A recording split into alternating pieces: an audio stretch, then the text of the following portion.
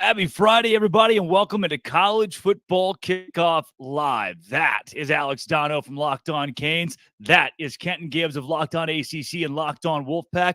And thank you for making College Football Kickoff your lunchtime listen every single Friday. Guys, I don't know if you saw this, but Ryan Day got rightfully emotional when an 86-year-old man said, "I think Ohio State is going to lose." Kenton Gibbs, what a touching moment with Ryan Day and America. You know, let me tell you something. The only time you should be getting mad at what an 86-year-old is saying in today's day and age is when they're in Congress. That's it. That is all. What are we doing here, Ryan Day? Stop me. That's why he called you soft. That right there is why he called your team soft. You sat there and got emotional. We showed you, didn't we, Lou Holtz? We beat you. We did it. Ryan, stop it. Knock it off. Great win. Great win. Great. Put your program squarely in playoff contention. But stop being a whiny little baby about the thing, brother. Yeah, Dono, I couldn't believe the first thing he said post game was, I want to know where Lou Holtz is. By the way, it's like 10:30 p.m. Lou Holtz has been asleep for hours.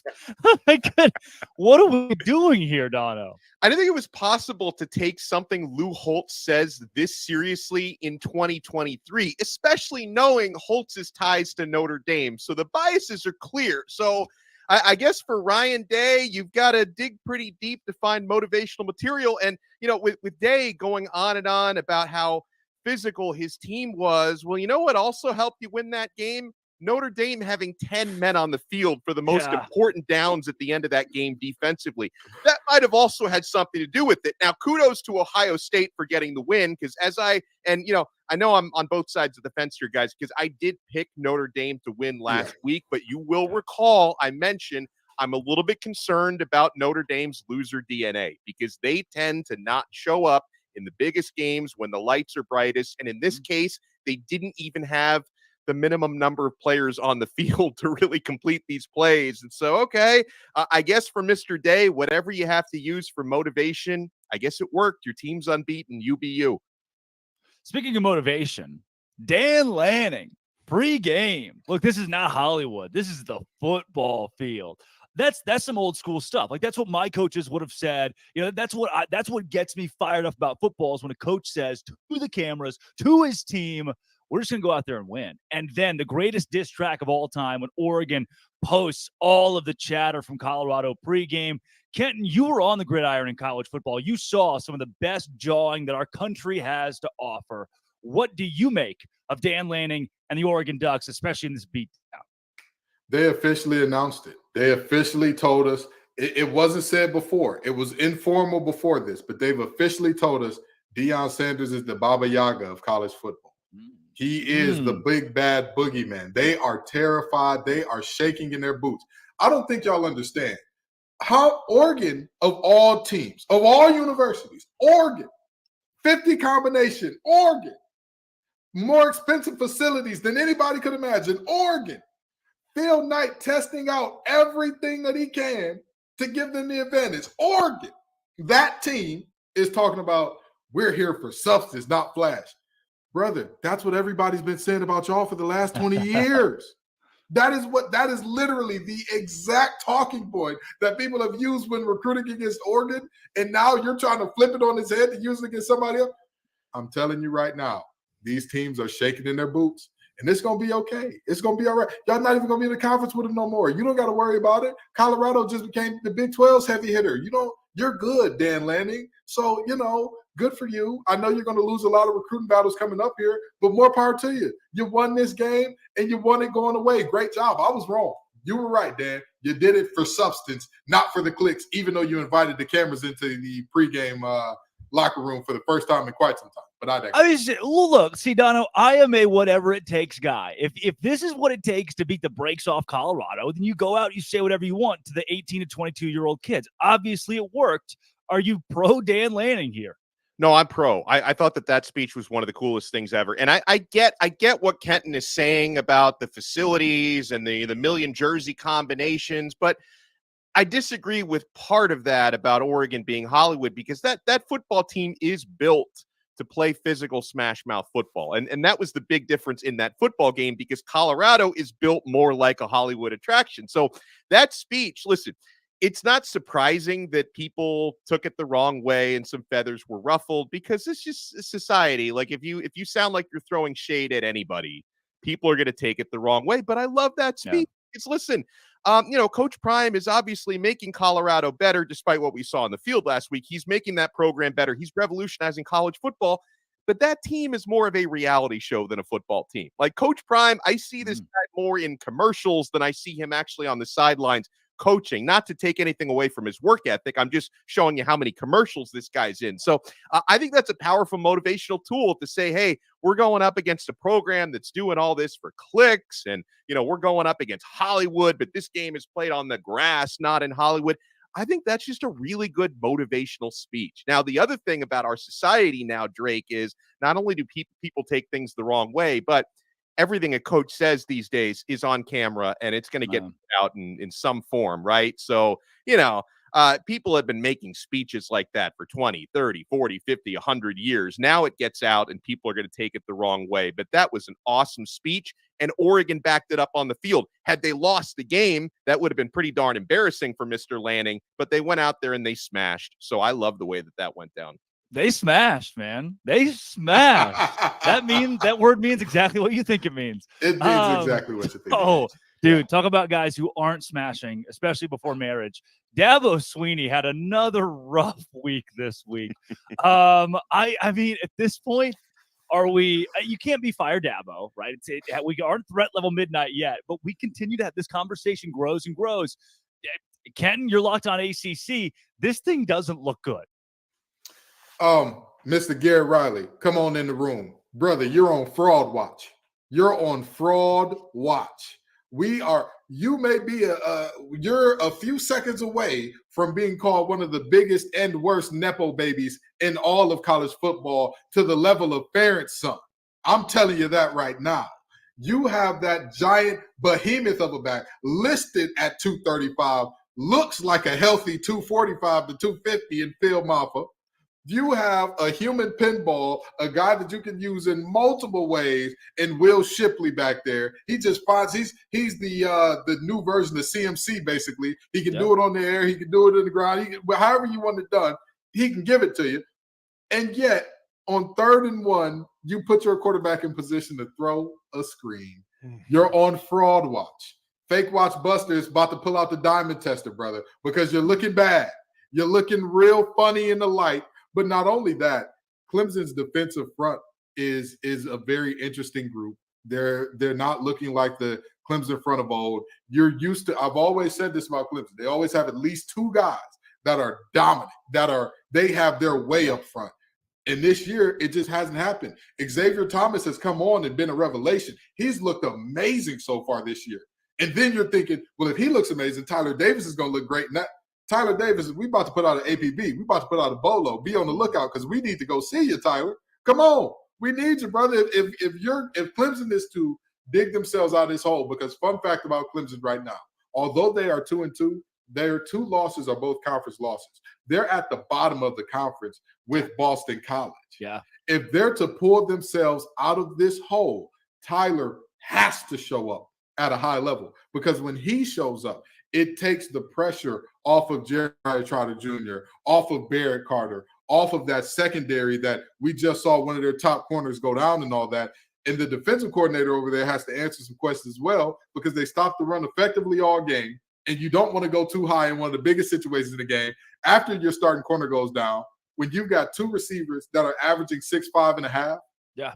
And when your corner gets dunked on, what do y'all say? Well, he just made a great play. No, you idiot. You left a corner that was a backup on an island with Keon Coleman, and you get what you get. Sorry to go on that monologue, but it just had to be said. Oh, yeah. There are multiple coaches for Clemson that y'all are on fraudulent. Right. We're hearing and you gave the examples of the athletes. Dono, when do you sit here, do you put it on the coordinators, on Dabo Sweeney, on the NIL, on the portal? I mean, where do we go? Where's the root of this issue? Because something obviously is not going right at Clemson. Well, all of the above, and also pretty dreadful in-game coaching decisions, because like Kenton was talking about, the play calling and the clock management down the stretch of that game was awful. I mean, I have to give a certain amount of credit to Florida State, because good teams find ways to win. And I'm a firm believer of you make your own luck. And part of winning a football game is your coaches making less mistakes than the others. So I have to give credit to Florida State. But at the same time, Clemson, they snatched defeat from the jaws of victory in that game. That should not have been an L. They were just purely physically, for most of that game, the better team out there on that day at home, and they couldn't get it done. And I want to pick up on something that Kenton was talking about with coaches on Fraud Alert. And I want to talk a little bit about Garrett Riley, okay? Guys, we used to always talk about the Madden curse. I'm not sure if Drake is even old enough to remember when the Madden curse was What's really Madden? a thing. I don't. But we all know name Madden, but the Madden curse hasn't been a thing for a while. The new curse, I think, is the Broyles curse. So this Broyles award, it's given out, this award, annually to the top assistant in college football. And as you can imagine, a lot of Broyles Award winners, they get jobs elsewhere, whether it's a move to be a coordinator somewhere else or a head coach. So these last couple of years, I'm tracking this Broyles Award, and I know this all well and good because, a couple of years ago, the team I cover, Miami, went and hired the Broyles Award-winning at the time offensive coordinator in Josh Gaddis from Michigan. It was an unmitigating disaster. It was, I don't know how this guy, I guess Jim Harbaugh was the one calling the shots up there when he was at Michigan, and that didn't work out. Garrett Riley last year wins the Broyles Award, and it's certainly not paying dividends at Clemson. So I'm going to start even tracking deeper years on this Broyles, because that might be the new curse. It's not about Madden anymore. It's the Broyles curse. Frank Broyles, 1964 national championship head coach at the University of Arkansas, who played on that team, who was the starting center on that team. Jerry Jones. Yeah. Unbelievable college. But look, this is proof that guys can just sit around and say names for hours on end, and it's the most fun game. Speaking of fun games, the biggest game of the week, the funnest game of the week, Ole Miss, LSU this week on the gridiron in our biggest game of the week. Let's bring in Stephen Willis with Locked On Ole Miss.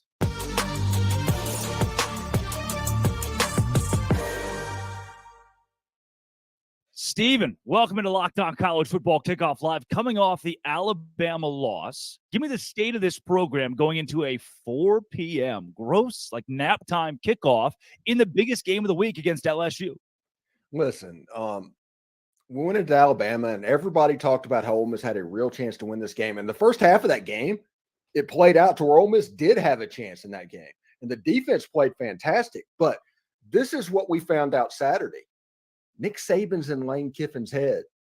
And the second quarter, that game was almost coaching malpractice. And as it got on, and Alabama was still in the game, and Ole Miss was up 7-6 at halftime, and you're like, well, we kind of know where this could go. And then sure thing, they kick a field goal. They make a big play where Jalen Milroe gets absolutely drilled and complete a touchdown pass. And it turns into like He-Man, by the power of Grayskull, that type of thing. And Alabama is Alabama, and they're the team that we all expected they could be, at least for a quarter and a half. This is an Alabama team that could probably lose 2 games this year. But in that quarter and a half, there was a jolt of energy, and you saw those 4- and 5-star players play like 4- and 5-star players. Now, I say all that to say this. Lane Kiffin wrote a lot of checks last week. He got the fan base all juiced up, and after that game, he took a rightful amount of criticism and from within the fan base. And it took a couple of days for Ole Miss fans to get over it, to move on. Ole Miss has LSU Saturday afternoon, the Magnolia Bowl, which, by the way, this game being played in September is absolutely ridiculous. This game belongs at Halloween. It needs to be at Halloween. But the fan base they're going to try and force themselves to get juiced back up, but they were let down pretty considerably after last weekend. Yeah. So let me ask you this, Stephen. In terms of, we know that the fans are the fans, and when you lose, you're going to be the worst thing in the world, and when you win, you're going to be the best thing in the world and all that. But in terms of the temperature of the locker room and their chances in this game, talk to me about what you're looking at as far as, like, have you heard great things coming out of the locker room in terms of, like, hey, They got their heads up. They know everything's still in front of them. Whereas it's like, there's a leery feeling around this team in general. I don't know if there's a leery feeling around this team. The coach has the cornerback mentality. Going back and talking about that, Lane Kiffin turns the page. You can't be the internet troll that he is without, leaning on receipts. So I think the team is going to bounce back. Usually when the offense is clunky, like last year against LSU, the offense didn't look particularly good. Against the next Texas A&M the next week, Quinshon Judkins ran for over 200 yards. So I think they will be fine this early in the season. The Alabama game obviously is the most important game on the schedule for Lane Kiffin. He acts like it. He just acts differently. He calls the game differently. I don't know if the team is going to read too much into that. But we'll see. This LSU game is probably the difference between Ole Miss planning to go to as high as an NY6 type bowl and Ole Miss going to the Music City Bowl. That is probably what this LSU game means. Well, and on this matchup, Stephen, obviously it's a really important game, and LSU are slight favorites on the road here. What do you see as being the biggest challenges going up against the Tigers? What concerns you most? I think it's their front seven, because whenever you get told over and over again that you're an offensive genius, which people have done with Lane Kiffin for the last couple of years, you start to believe it. And Ole Miss has been sticking with running the second and third level RPOs. They're kind of slow developing plays. And that works fine against Mercer and Tulane and Georgia Tech. But whenever you play against Alabama, when you play against LSU, when you play against Georgia, that 3 seconds to make that play develop is all of a sudden going to be 2 seconds.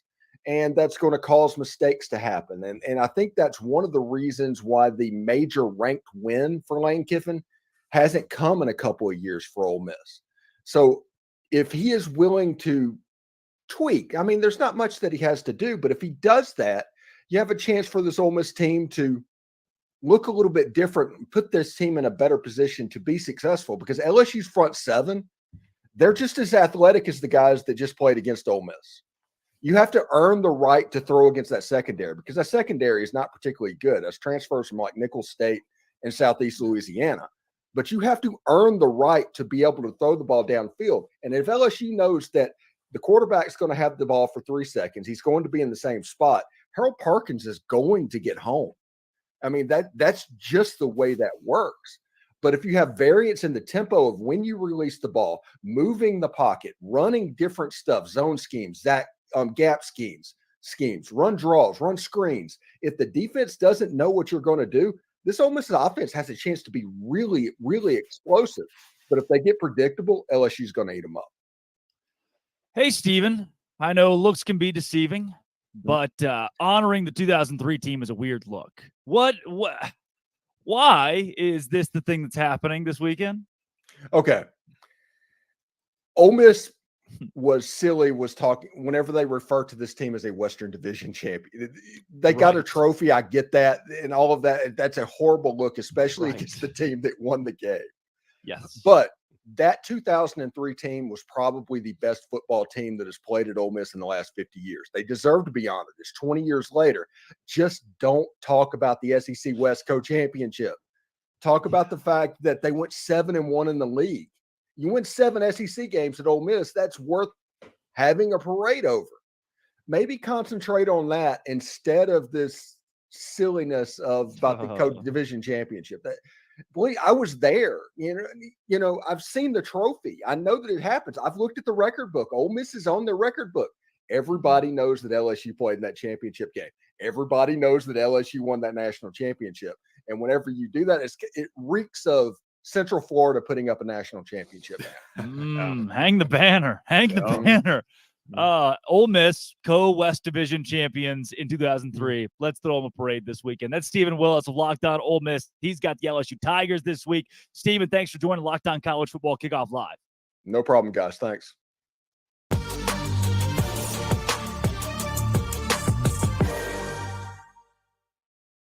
We got plenty coming up here on Locked On College Football Kickoff Live, from interviews to Conference Confidential, the best bets in college football this week. Coming up soon, we also take you to Locked On Ducks, Spencer McLaughlin, talk playoffs with him. But first, Dono. You don't have to choose between better hair growth and your health. Nutrafol provides a whole body health approach for men that promotes healthier hair, no drugs, no compromises, just better hair, guys. Go to Nutrafol.com/men to take their health wellness quiz. Identify causes of your hair thinning, and Nutrafol will give you a personalized plan for better hair health through whole body wellness. Nutrafol supports healthy hair growth from within by targeting root causes of thinning, such as stress. We all have that. Hormones, environment, nutrition, lifestyle, and metabolism through whole body health. Take the first step to visibly thicker hair and healthier hair. For a limited time, Nutrafol is offering our listeners $10 off your first month subscription and free shipping when you go to Nutrafol.com/men and enter the promo code LockedOnCollege. Find out why over 4,000 healthcare professionals recommend Nutrafol for healthier hair. Nutrafol.com/men, spelled Nutrafol.com/men, and enter promo code LockedOnCollege. That's Nutrafol.com/men, promo code LockedOnCollege. All right, guys, let's take you to Spencer McLaughlin of Locked On Ducks as we talk playoff hopefuls.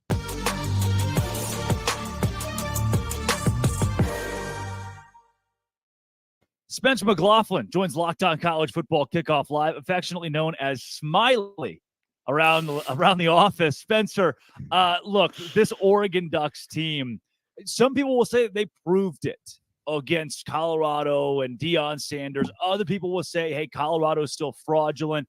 I first want to start, less so than the playoff hopes and more so this week's game. How do you wrap up everything that happened?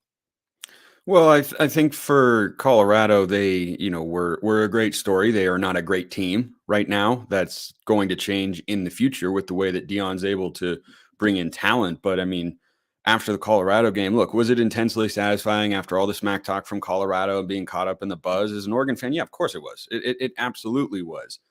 Did I leave the game thinking, oh, Oregon's about to roll through a loaded Pac-12 because they beat Colorado 42-6? No, not at all. They're still going to be an underdog at Washington. If Cam Rising is healthy, they're going to be an underdog against Utah. This Oregon team is really good because the Pac-12 is really good, and Utah with Cam Rising will be really good. If they don't have Cam Rising tonight against Oregon State, they probably lose that football game in Corvallis. Beavs playing with a lot of urgency after their loss against Washington State. But I think that when you look at what Oregon's capable of, yeah, at their peak, they could make the college football playoff, but they have to get through Utah, Washington, USC, Oregon State, and the Pac-12 championship game. And I've, held the belief from before the season that the Pac-12 was going to miss the playoff again because I think there are a bunch of really good teams in the conference. I don't know that there's a dominant team in the conference. I think Washington's been the most impressive through 4 weeks so far. But if I told you guys right now, hey, Washington's going to lose to Oregon or Utah at home and USC on the road, is that a hot take? Is that a surprising thing to anyone? Is that out of the realm of possibility? No. I mean, you look at USC. Would it surprise anyone if they lost to Utah again? No, I've seen that story before. What if they lost at Oregon? Yeah, they could do that. And then these teams are going to match up in some form or fashion again in the Pac-12 championship game. So I like where Oregon's at. I think their defense is vastly improved from a season ago, and the offense looks to be just kind of rinse and repeat from what they were last year. They're one of the best offenses statistically in the country right now. And when they have everything firing, yeah, they can be the best team in the Pac-12. But guess what? So can USC. So can Washington. So can Utah. And heck, we don't know what Washington State's ceiling is, but I think their floor is a lot higher than a lot of people thought. And the Cougs are not a team that are to be messed around with right now. So I want to ask you this, Spencer, and trust me, it's not going to be about your beautiful smile, which that really was the first time that we saw it. We got another one. We got a twofer today. That's beautiful.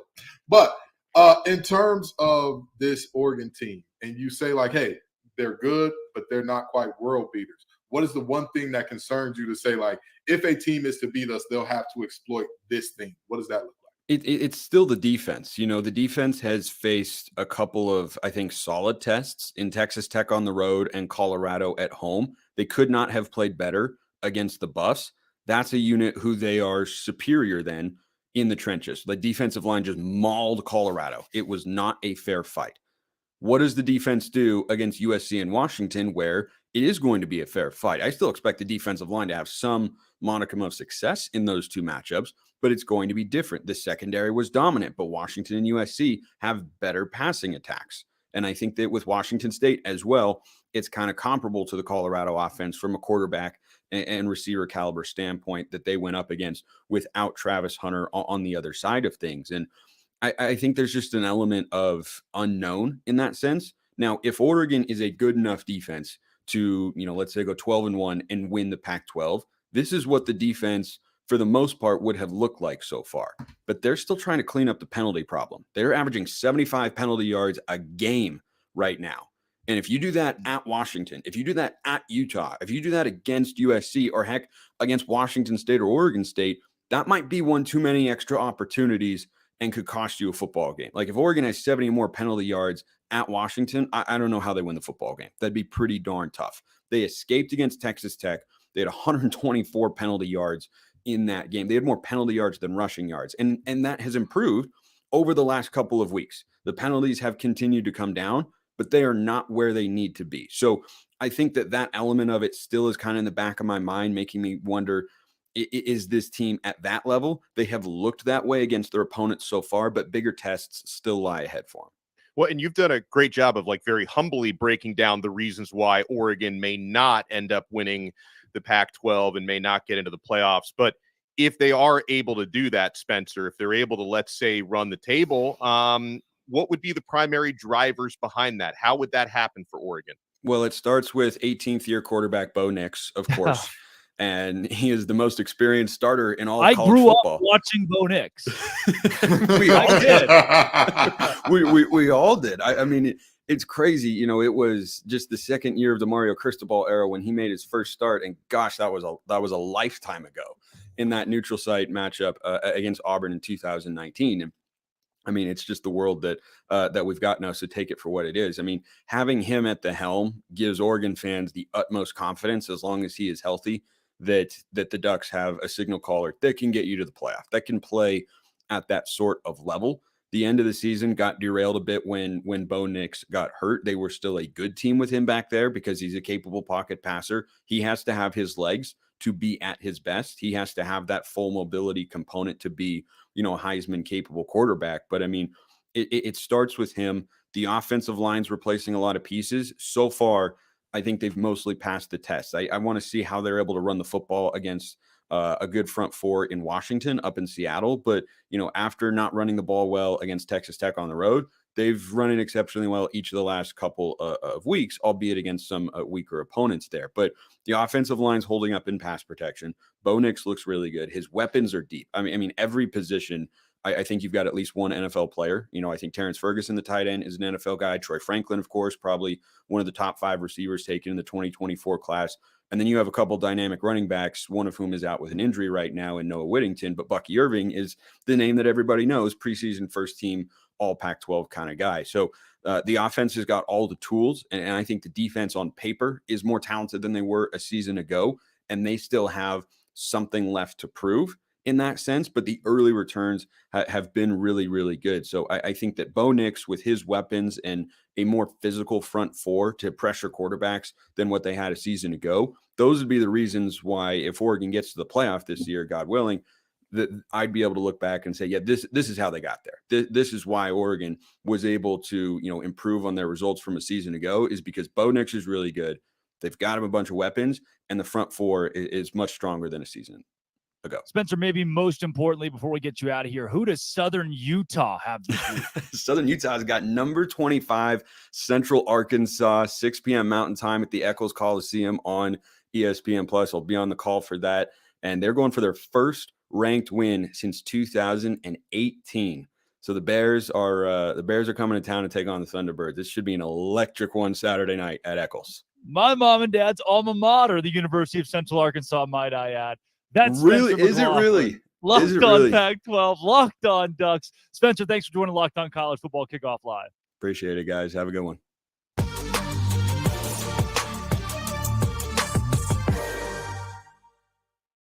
So the whole buy or sell thing on Oregon, what I struggle with here is you've got a Utah team that got to face here in a couple of weeks who just held UCLA and Chip Kelly to 7 points, and they were late fourth quarter 7 points. This is a defense in Utah that will dominate the Pac-12. They won the league 2 years in a row. They get Oregon at home. that this conference runs through Salt Lake City. Dono, I don't see Oregon being a college football playoff team because I don't see Oregon winning the Pac-12. Well, right. And the second half of that Utah conversation is they've already been dominating with their defense. And at some point, whether it's tonight or in the near future, their star quarterback, Cam Rising, is going to be back, which should elevate their offense because obviously, the offense was underwhelming against UCLA, but they didn't have to be any better than that because they had a pick six in the game and the defense was completely dominant. So I would figure when it comes to trending higher and higher, Utah would be the team to do that. Not only, as Spencer kind of touched on, Utah has had Oregon's number in recent years. So none of that bodes well for the Oregon Ducks in comparison, but I do still see Oregon as a really, really, really, really good team. And I don't think that what they did against Colorado last week was strictly about Colorado being frauds or whatever else. I think we're going to see Colorado have a lot better offensive games in the near future. But to your point, I think Utah is the team to beat. Yeah, Kenton, do you change your mind about Oregon at all after the Colorado game? No. Let me quote NBA YoungBoy's song, Fresh Prince of Utah. It's going to be a parade in Salt Lake City, yeah, because that team that Utah team is something special. And I don't know why. I don't know what it is about Utah that makes everybody look away in horror like, oh, it's ugly football. They can't be winners. They can't be good in the Pac-12. They're back-to-back conference champs, returning a ton of talent. And we're all just like, yeah, somebody's going to unseat them. We thought that they weren't going to win it the first year. And then we said, oh, well, Utah can't go back-to-back. Oh, well, they're bringing back their quarterback after going back-to-back. They're bringing back most of their talent after going back-to-back. But we still believe. We're still looking and searching. We're like Scully and Mulder and X-Files. I want to believe in somebody else, but we just can't do it. You can't do it. I'm sorry. With all due respect, Bo Nix has been playing quarterback in college football since the beginning of time. More power to him. I'm sure he was playing back there when the helmets were soft and all that. Good for him. But the reality is simple. No amount of Bo Nix, no amount of saying we don't do it for the clicks, no amount of Alton Stadium getting loud, rowdy, screaming, yelling, busting eardrums is going to make that team better than Utah. I'm sorry. Well, and let me add something else in, because I'm sure there's probably people watching this and listening to this and like, well, how come they're not bringing up USC? I mean, they've got the reigning Heisman Trophy winner and Lincoln Riley. Like, to me, I don't quite put USC in that conversation either, because I don't think they have the defense that they're going to need to have to win the Pac-12. So I'm not ignoring them. I'm not sleeping on them, but I don't think they're above Utah in the pecking order either, as we saw in last year's proceedings. No, I would say if this was like if this was a scenario in sports that we compare it to, I think that without realizing it, Utah is Larry Bird walking into the 3-point shooting contest saying, all right, boys, who's competing for second? Because I think that's what's honestly happening. They're the most complete team in the conference. They're the team with the least holes that you look at and say, man, they got to get that cleaned up by a mile in terms of that conference. So to me, it's, hey, again, the schools who talk about we do this for substance may not have the substance to beat the actual substance team in the Pac-12, which is Utah. Yeah, and if you're a fan of any of a Washington State or Oregon State, a dark horse, sure. Right, there are teams that could sneak up and win this league. Oregon could, but it's Utah's Pac-12 until somebody else proves otherwise. This is eBay Motors Locked On College Football Kickoff Live until somebody else proves otherwise, Dono. And I don't think anyone will, because, folks, passion, drive, and patience, what brings home the winning trophy is also what keeps your ride or die alive. eBay Motors has everything you need to maintain your vehicle and level it up to peak performance. From superchargers, roof racks, exhaust kits, LED headlights, and so much more. Whether you're into speed, power, or style, eBay Motors has got you covered. With over 122 million parts for your number one ride or die, you will always find exactly what you're looking for. And with eBay Guaranteed Fit, your part is guaranteed to fit your ride every time or your money back. Because with eBay Motors, you're burning rubber, not cash. With all the parts you need at the prices you want, it's easy to turn your car into the MVP and bring home that win. Keep your ride or die alive at ebay.com/motors. eBay Guaranteed Fit, only available to U.S. customers, eligible items only, and exclusions apply. 1 second, guys. I'm getting a hotel phone call. Sounds like it's time to go around the country As we do our first Conference Confidential, we start with the Big Ten. Take it away, Craig Sheeman.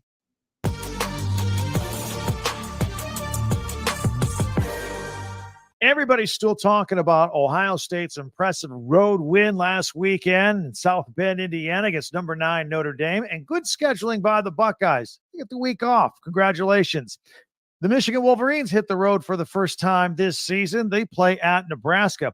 Keep an eye on the Huskers quarterback situation when Jeff Sims comes back from that high ankle sprain, because Heinrich Harburg is 2-0 in his place. He's done a pretty nice job.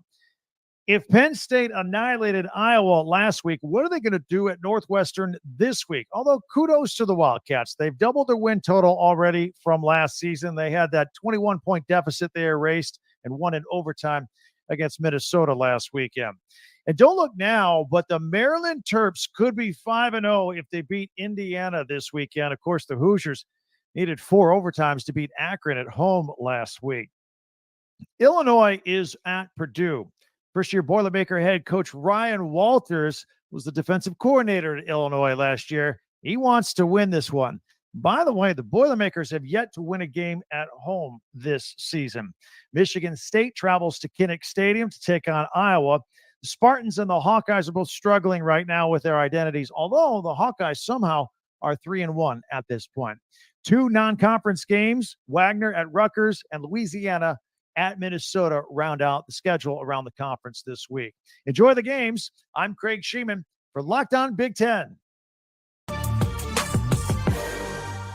5 games on the slate in week 5 for the Pac-12, and the best one comes on Friday night in Corvallis. Spencer McLaughlin here for Locked On Pac-12. Oregon State goes back home, which is where they need to be right now after the loss they took in Pullman on Saturday, in which their defense allowed Cam Ward to go for over 400 yards. He threw 6 incompletions, accounted for 5 total touchdowns. It was not an inspiring effort from Oregon State's defense, which has been a staple of that team the last couple of years. They might be taking on Utah backup quarterback Nate Johnson again on Friday night for the Utes. Offensively, we might see him on the field, and that's an opportunity for the Oregon State defense to rebound. And it's not overstating things to say Oregon State's goals are within reach, but on the line this Friday against Utah. If they want to reach the Pac-12 championship game for the first time in program history, they have to win this football game. No ifs, ands, or buts about it. Asking a team to go 7-0 just to have a chance to get into the conference title game is not reasonable with the way the Pac-12 has looked as the best conference and the deepest conference in America right now. Colorado goes to USC this week. USC is going to win that game pretty comfortably, I imagine. The question is, what does Colorado look like coming back home off of the blowout loss last week against Oregon? But Utah and Oregon State, that's the headline game on Friday night. No Cam Rising once again. DJ Uiagalelei completed just 50% of his passes against Washington State on the road. Can he be better against the Utes defense, which has looked like the best in the conference through 4 weeks so far? The Utes are 4-0, and they played their closest game of the year last week at home against UCLA, but they have to do it on the road against an Oregon State team that is 13-1 at Reser Stadium over the last couple of seasons. Those are the headline games. Don't sleep on Arizona and Washington. The Huskies have been blowing everybody out all the time. Are they going to do it again? They're 18-point favorites on the road in Tucson against a sneaky and quiet 3-1 Arizona football team right now. That's it for week 5. Tune into Locked On Pac-12 on YouTube or wherever you listen to your podcasts. Dave Schultz with your week 5 Sun Belt preview. Bunch of good ball games, including the Raging Cajuns going to Minnesota, and this will be all about the rushing attack. Minnesota's going to rush for 191 yards a ball game. Can the Cajuns slow down that big offensive line? Cajuns are rushing for a bunch of yards. Can they run it against Minnesota's big defensive line? Zion Chris getting his first start as quarterback on the road for the Cajuns. You also have Georgia State, undefeated Panthers hosting Troy. Georgia State looking to go 5-0 for the first time in program history. Troy coming off a big win against Western Kentucky as they evened up their record at 2-2. Georgia Southern hosting Coastal Carolina. Is this the last stand for the Chanticleers as they would fall to 2-3 with a loss to Georgia Southern, who's also coming off a nice bounce-back win. Davis Brin, 4 touchdown passes at Ball State. But the big ball game in the conference is South Alabama off to JMU. South Alabama predicted to finish second in the West. JMU first in the East, and JMU with 3 very close victories. They're 4-0.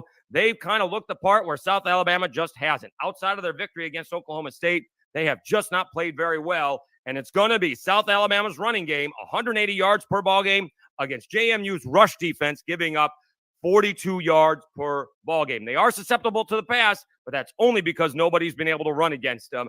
JMU was a 5.5-point favorite. It's down to 3. I think JMU wins this ball game because South Alabama just hasn't shown they can play consistent football this season. Please tune in to Locked On Sunbelt for your Week 5 Sunbelt recap. Enjoy the football, everybody. That was Conference Confidential back here on College Football Kickoff Live. Guys, let's talk some booms and some busts. What we learned based on last weekend's games. And I got to tell you, if I'm looking at a team that has boomed right now, it has to be the Utah Utes. Because now, look, the experiment is over. Can Utah win without an offense? And the answer is yes. Hypothesis confirmed. Without Cam Rising, without a couple of other stars, their big tight end, big pass catcher has also been out for the last few weeks. They haven't needed the offense. They have still won games defensively, holding teams to their worst offensive outputs on the year. Utah at 4-0, having just won again, this time against a top 25 UCLA team, holding them to just 7 points. Give me the Utes as a boom. Kenton, let's go to you next. I mean, y'all already know who my boom is going to be. I've told y'all about him all along. I've said that Dabo needs to call this man and be standing outside his house in Norman saying, baby, come back. You can blame it all on me. Very simply, the Oklahoma Dude, Sooners, how, Ken? They won by 14 against Cincinnati. They only scored 20 points. How is this? I hear you. I hear all those things. But also, that Cincinnati team is better than we're giving them credit for. Number one. I agree with that. Wait. But why? What do you mean, but why? Why they beat a bad Pitt team? They lost to Miami of Ohio. So here's why I say that Cincinnati team is better than they're getting their credit for. Number one, we're looking at year one under Satterfield. Number two, we all know if there's anything to know about Satterfield's teams, there will be inconsistency.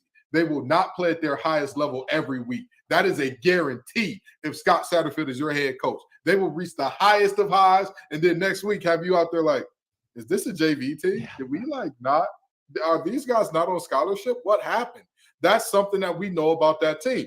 But the fact of the matter is, handling business in games where you should handle business is something that I value a lot. I don't care what anybody says. I don't care how anybody cuts it and slices it. That is why I don't do rankings up until week 4, because for me personally, it's meaningful to me if a team is handling business and not playing around with their food and because somebody else is going to eat it in these early weeks. And to me, Oklahoma has done that again and again and again, including a game where many people, not going to say any names or point to any beautiful heads of hair on this show, me and Dono are bald, so I don't know whose head of hair we're talking about, predicted them to be upset. Oklahoma, Boomer Sooner, that's my boom, baby. Kenton, booming with OU and Brent Venables, the skeleton man. Alex Dono, who's your boom this week? I was tempted to go with Oregon, but at a certain point, I would just be piling on Colorado. So I'm going to give my boom to a team that maybe not so quietly anymore has just been dominating the season so far, 4-0, number 7 in the country, and that's the Penn State Nittany Lions. Now, this wasn't a game that they were supposed to lose, but still, they shut out a quote-unquote ranked opponent last week. They shut out 24th ranked Iowa 31-0. You start to hear now talks about their defensive coordinator, Manny Diaz. Is he becoming, a head coach candidate in the upcoming cycle? And yes, I know Iowa's got that nepotism offense under Brian Ferentz, and they can't score on anybody, but 31-0 win for Penn State. They have handled their business and beyond to this point. That team is absolutely booming, and I'm curious to see if they can, keep themselves in that conversation come college football playoff time, because obviously they've got tough opponents in a tough conference they need to win first. We've talked about how Oregon, that was a smash. Colorado, bust. Let's go to the bust conversation. Kenton Gibbs. First of all, First of all, let's start here. Drake Toll's wordplay, right? The Drake Toll's innuendos. Always a boom. Always a boom. I don't care what anybody says. They are a boom from now until the end of time. But in terms of teams that I'm looking at, and I'm saying, hey, this is bad. This is really, really bad. I hate to have to say this, and I really don't want to do this because you know what? Let me stop lying to myself. Let me stop lying. I'm enjoying this a lot. The downfall of Clemson got me wearing suits. It got me wearing suits. Listen, I'm not gonna wear a suit to my wedding. You understand? I'm gonna go Bill Belichick at my wedding. But for Dabo Swinney's downfall, I can't even hold in the glee no more. I can't do it. I can't. Watching this team piss down their leg, do the coaching decisions, clock management. What was that drive at the end of regulation? You have a big run by one of the best backs in the nation to put you in plus territory. And what do? Do they take a timeout, Dono? Drake, do they clock the ball? Why would you? You let the clock run out Yeah. when you got the plus territory.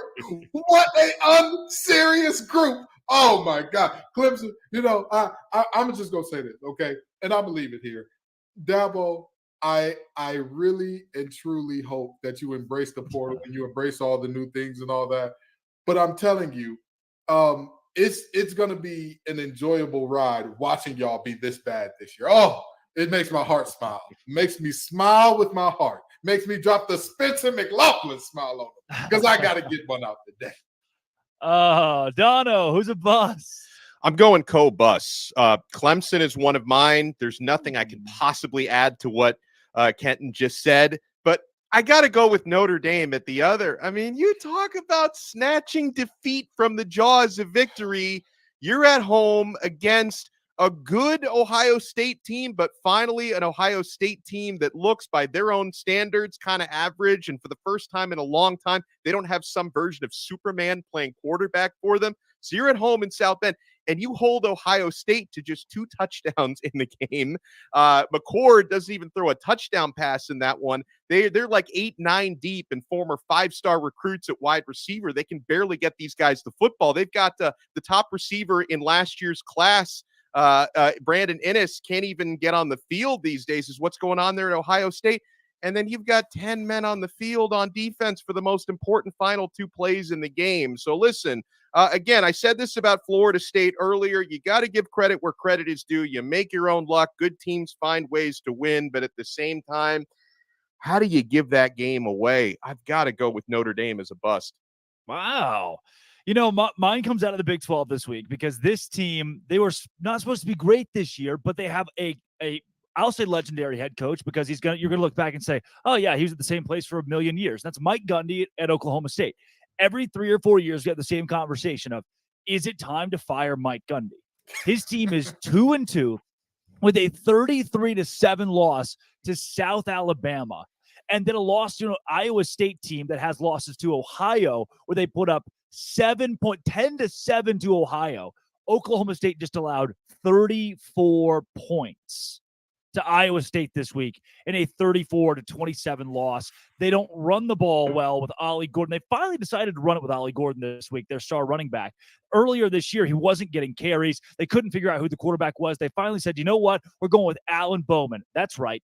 Texas Tech Alan Bowman, who was so bad at football that Michigan said, hey, come be on our staff. We'll call you a player, but you're just going to sit on the bench and coach up our young guys for 2 seasons. Now he's a starting quarterback at Oklahoma State. What did he do against Iowa State? 23 for 48, 278 yards, a couple of touchdowns, a couple of interceptions.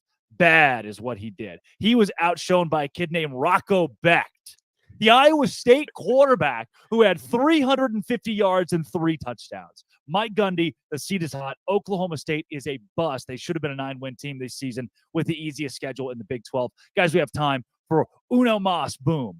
One more boom. Dono will take it to you. Well, then I've got to go with Oregon. I apologize, Buffs fans, even the ones who have been fans of Colorado for more than 6 months, the 7 or 8 of you out there, I apologize. I apologize for piling on. But listen, man, Oregon goes up against the most hyped team maybe in a generation, right? When it comes to it. I know Coach Prime is he's probably rightfully trying to deflect away from his players and say, make me the target, like try not to make, which is an admirable thing that Coach Prime is doing, but his team is going to be a target all season long. For the remaining, 8-9 teams on his schedule, they're going to treat that game like it's a national championship game. Teams will get up for that. But you know what? Oregon not only got up for it, that Dan Lanning speech before the game, and then they lived up to it with a 42-6 victory. So Oregon comes off looking great because guess what? There were a lot of eyes on that game that maybe aren't regular Pac-12 viewers. Maybe they don't usually stay up until, 1 a.m. to watch the end of an Oregon game, but they were watching that game because of how Hollywood and how hype that was, and Oregon completely dominated. So they're a boom for me. Boom. Kenton, one more boom. Well, I know that some Longhorn fans probably got mad at my last boom, and so I'm going to include the entire Red River rivalry in this thing.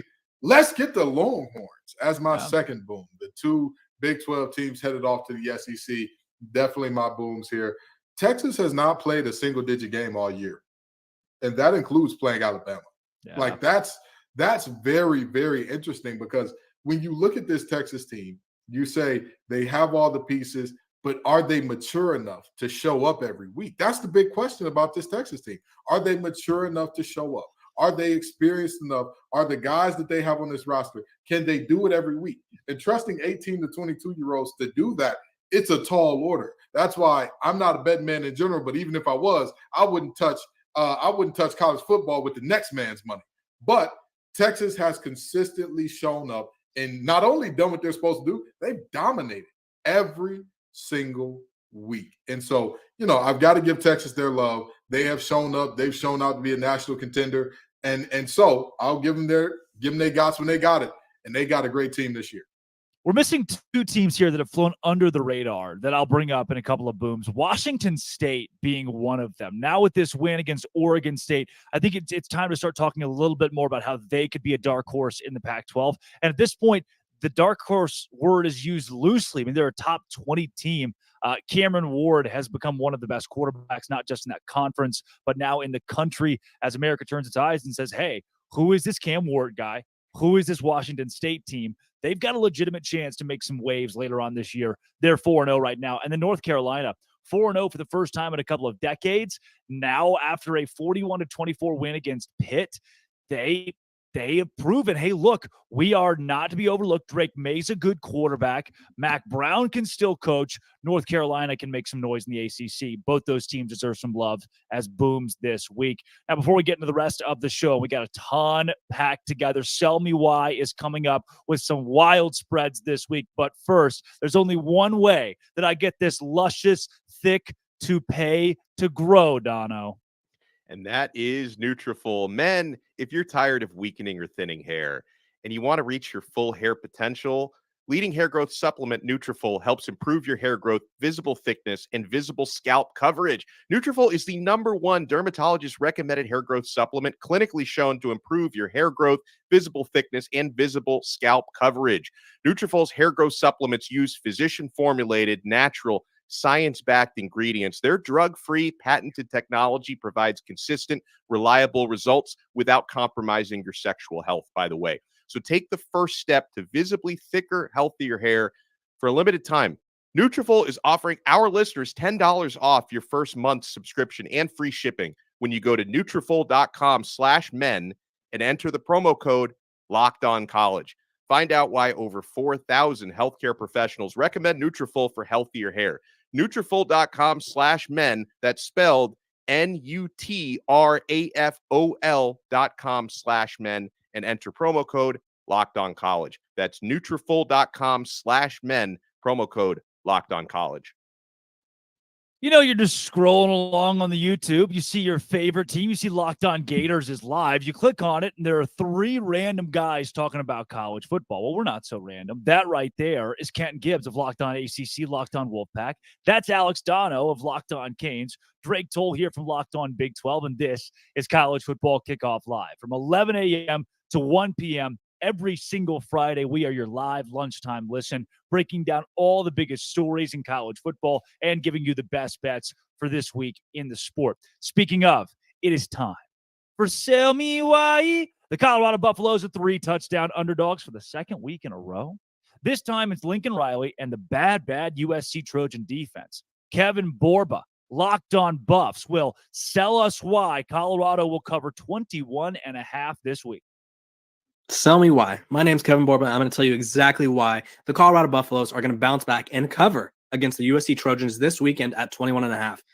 The thing is, the Oregon defense was absolutely nails, and we learned that Oregon's defense is a legitimate top 15 defense in the country. When it comes to USC, their defense ranks number 70 in total defense, and they do not have what it takes to slow down an offense like Colorado's. And you may say, oh, USC's blown out everybody they face. Well, kind of true. They've beaten up on Mountain West teams and Pac-12 bottom feeders. In their most recent matchup against Arizona State gave the blueprint on what it takes to not only come close to beating USC, but to move the ball whenever you darn well please. And Colorado's a much better offense than Arizona State, so they should have no issues passing it all over the yard, establishing the run, and just scoring points on this USC defense that continues to plague a program that many people think should be contending for a playoff, but is going to come up short because their defense cannot hold up against offenses like Colorado. So for that reason, Colorado's going to cover. All right. What do you think, Don? Does Colorado, can they at least cover 21 against USC? Hashtag I'm with Borba. This may surprise you, okay? Because I know I actually did predict Oregon to cover that gigantic spread against Colorado last week, and they did. This is a different ball game, guys. Last week they were in the Lions' Den at Oregon. This time you're at home in Colorado, the friendly confines and friendly sidelines, and I couldn't have said it better than Borba when talking about USC's defense. They can't stop a nosebleed. How are they going to stop Shador? A 70th ranked defense in the country. This is going to be a high-scoring football game. Now, I'm not, completely on the Buffs bandwagon to the point where I'm picking them to win the game outright. I'm not. I think USC is overall the better team, and they should be able to win this one. But they're not going to win it by 3 touchdowns. This is going to be a high-scoring game, and I think it's going to be one of those situations, Drake, where, I don't know if moral victories exist for a team that got this much preseason hype, but I think this is going to be the type of game where Colorado is going to be competitive enough where people are going to come out of this one saying, you know what? Okay, the Buffs, not as bad as I thought they were against Oregon. This is a team to respect again. Yeah, Ken, to me, you lose your best player in Colorado for at least a couple of weeks, but he was the X factor on defense more so than offense. And against this USC defense, I don't see why Colorado can't put up enough points to at least keep this game within 3 touchdowns. So here's the thing. I said that Colorado's ceiling was about 6 wins. I'm still holding firm to that. However, covering 3 touchdowns and winning outright are 2 entirely different things. I for sure have Colorado covering. And this is the reason why, if nothing else.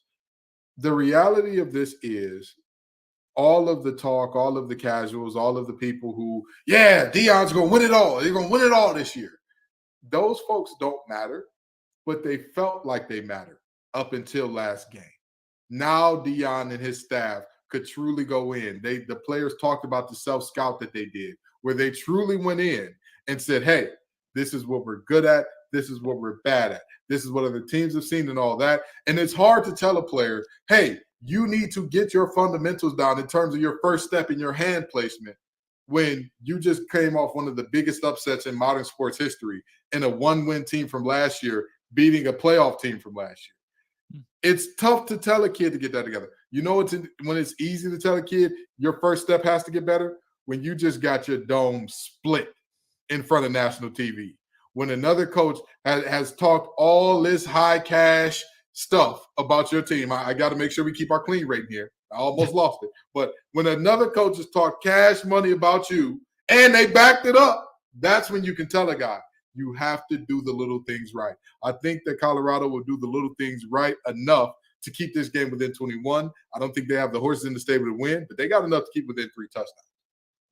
Well, one game that is way less than 3 touchdowns. This one's a nail biter. Florida favored by 1.5. Billy Napier, still the head coach. They are favorites heading into Lexington, Kentucky to take on the 4-0 undefeated Kentucky Wildcats. Here's Brandon Olson of Locked On Gators to sell us why the Gators will cover 1.5.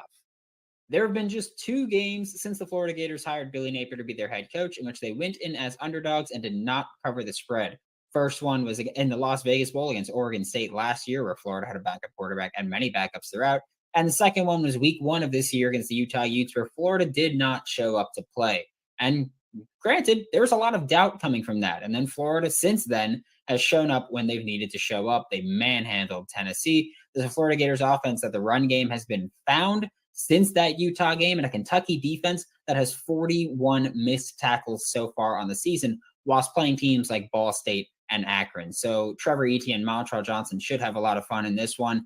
And for Florida's passing attack, you keep the ball short and you pick up yards after the catch. That's what you've been built to do, and that's what you've done. So Kentucky's defense, if they don't clean up significantly, they're going to run into some issues, and Kentucky's defense has been forcing takeaways.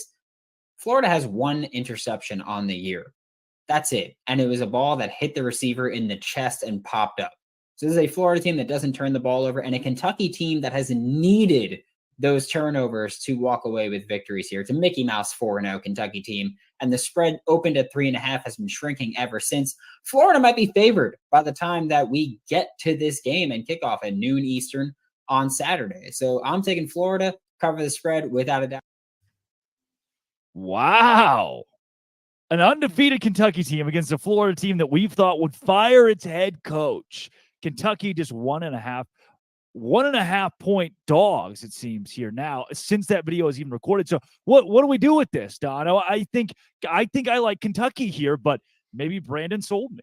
I think I like Kentucky as well, but this is a coin flip for me. A lot of times when we do these sell me whys, I'm very firmly on one side or the other. Maybe I just want Florida to lose so we can start calling him LinkedIn Billy again or G5 Billy again. But I got to tell you, man, one of the things that I try not to do when it comes to betting on games is overreact to what happened the previous week. But, Florida, they beat the Charlotte 49ers, but they sleepwalked through that game. They only scored 1 touchdown. The rest of it was field goals against the Charlotte 49ers, who they beat 22-7. So that's not exactly a game that inspires a lot of confidence going on the road to Kentucky. So I'm trying not to overreact to that, but at the same time, it's basically a pick'em game. Like Brandon mentioned, the number has been shrinking. I'd probably bet Kentucky money line in this game is probably the way that I'd go. So he didn't quite sell me, but he gave a valiant attempt.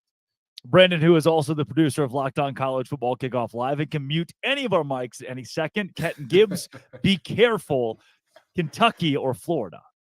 Drake, I want to ask you a question, okay? I want to make sure that there's more than just a beautiful head of hair there, that there's more than just the sex appeal of this show. Now, tell me this, Drake. Where did Devin Leary last play quarterback?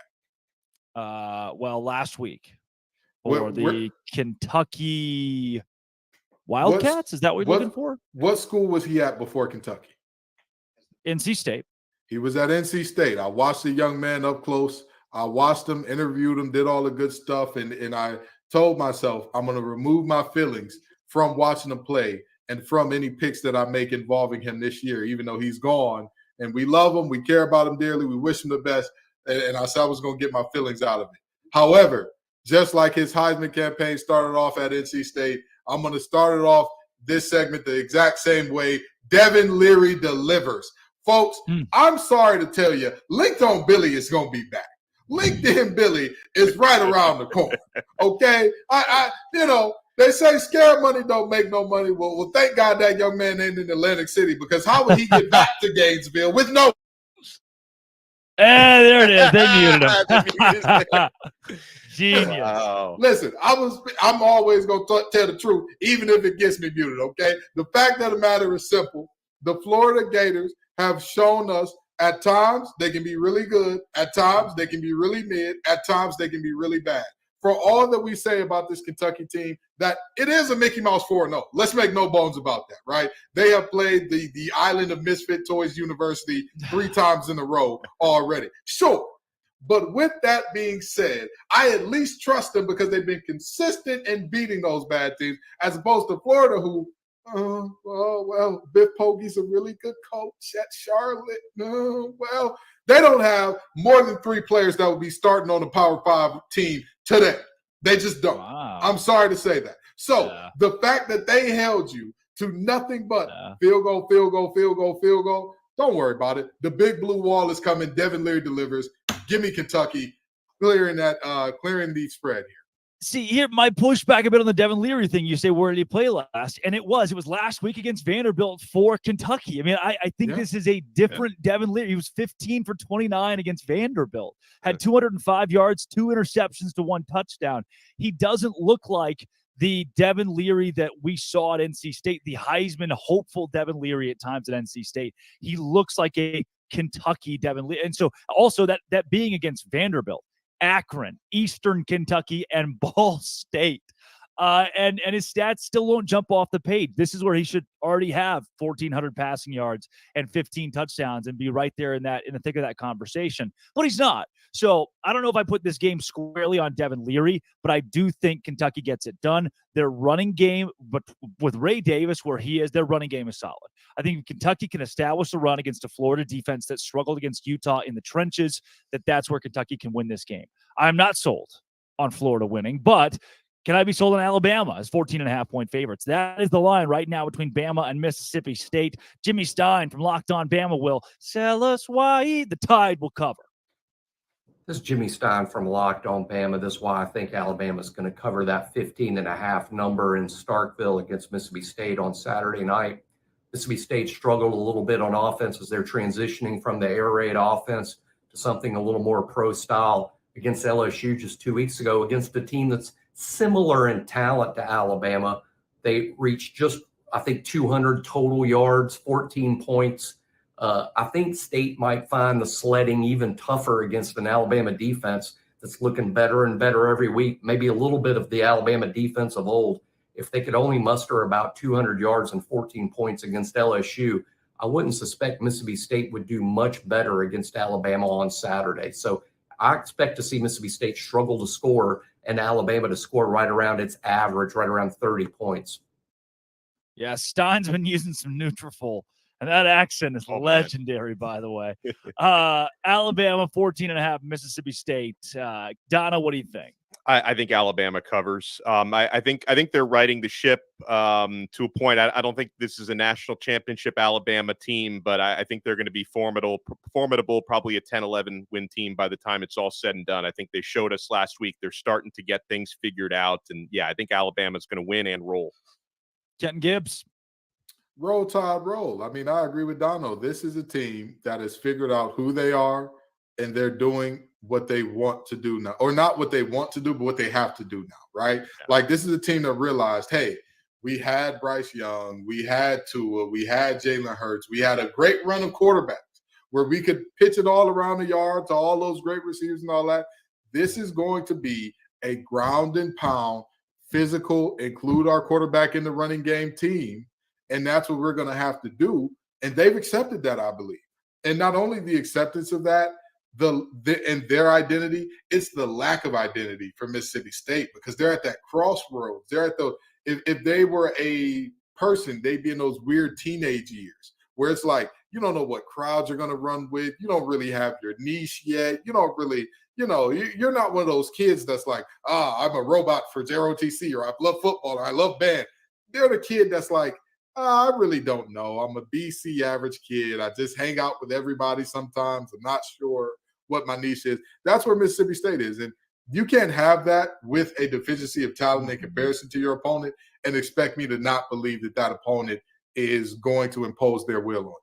Well, the head coach of the school died in the offseason. I mean, you talk about, that within itself puts you in the limbo period of, okay, you're already the awkward teenager trying to figure it out. You lose a parent, now your entire world, where does this program go from here without Mike Leach?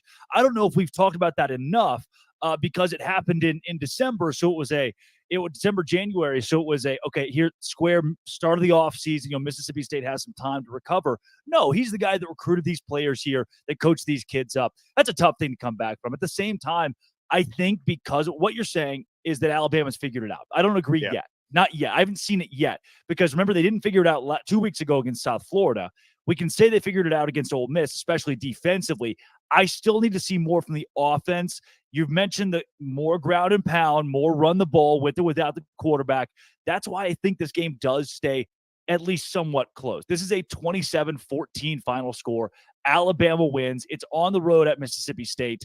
Give me Mississippi State to cover 14.5. But maybe the biggest sell me why this week, Duke and Notre Dame. We've already seen the Blue Devils beat Clemson.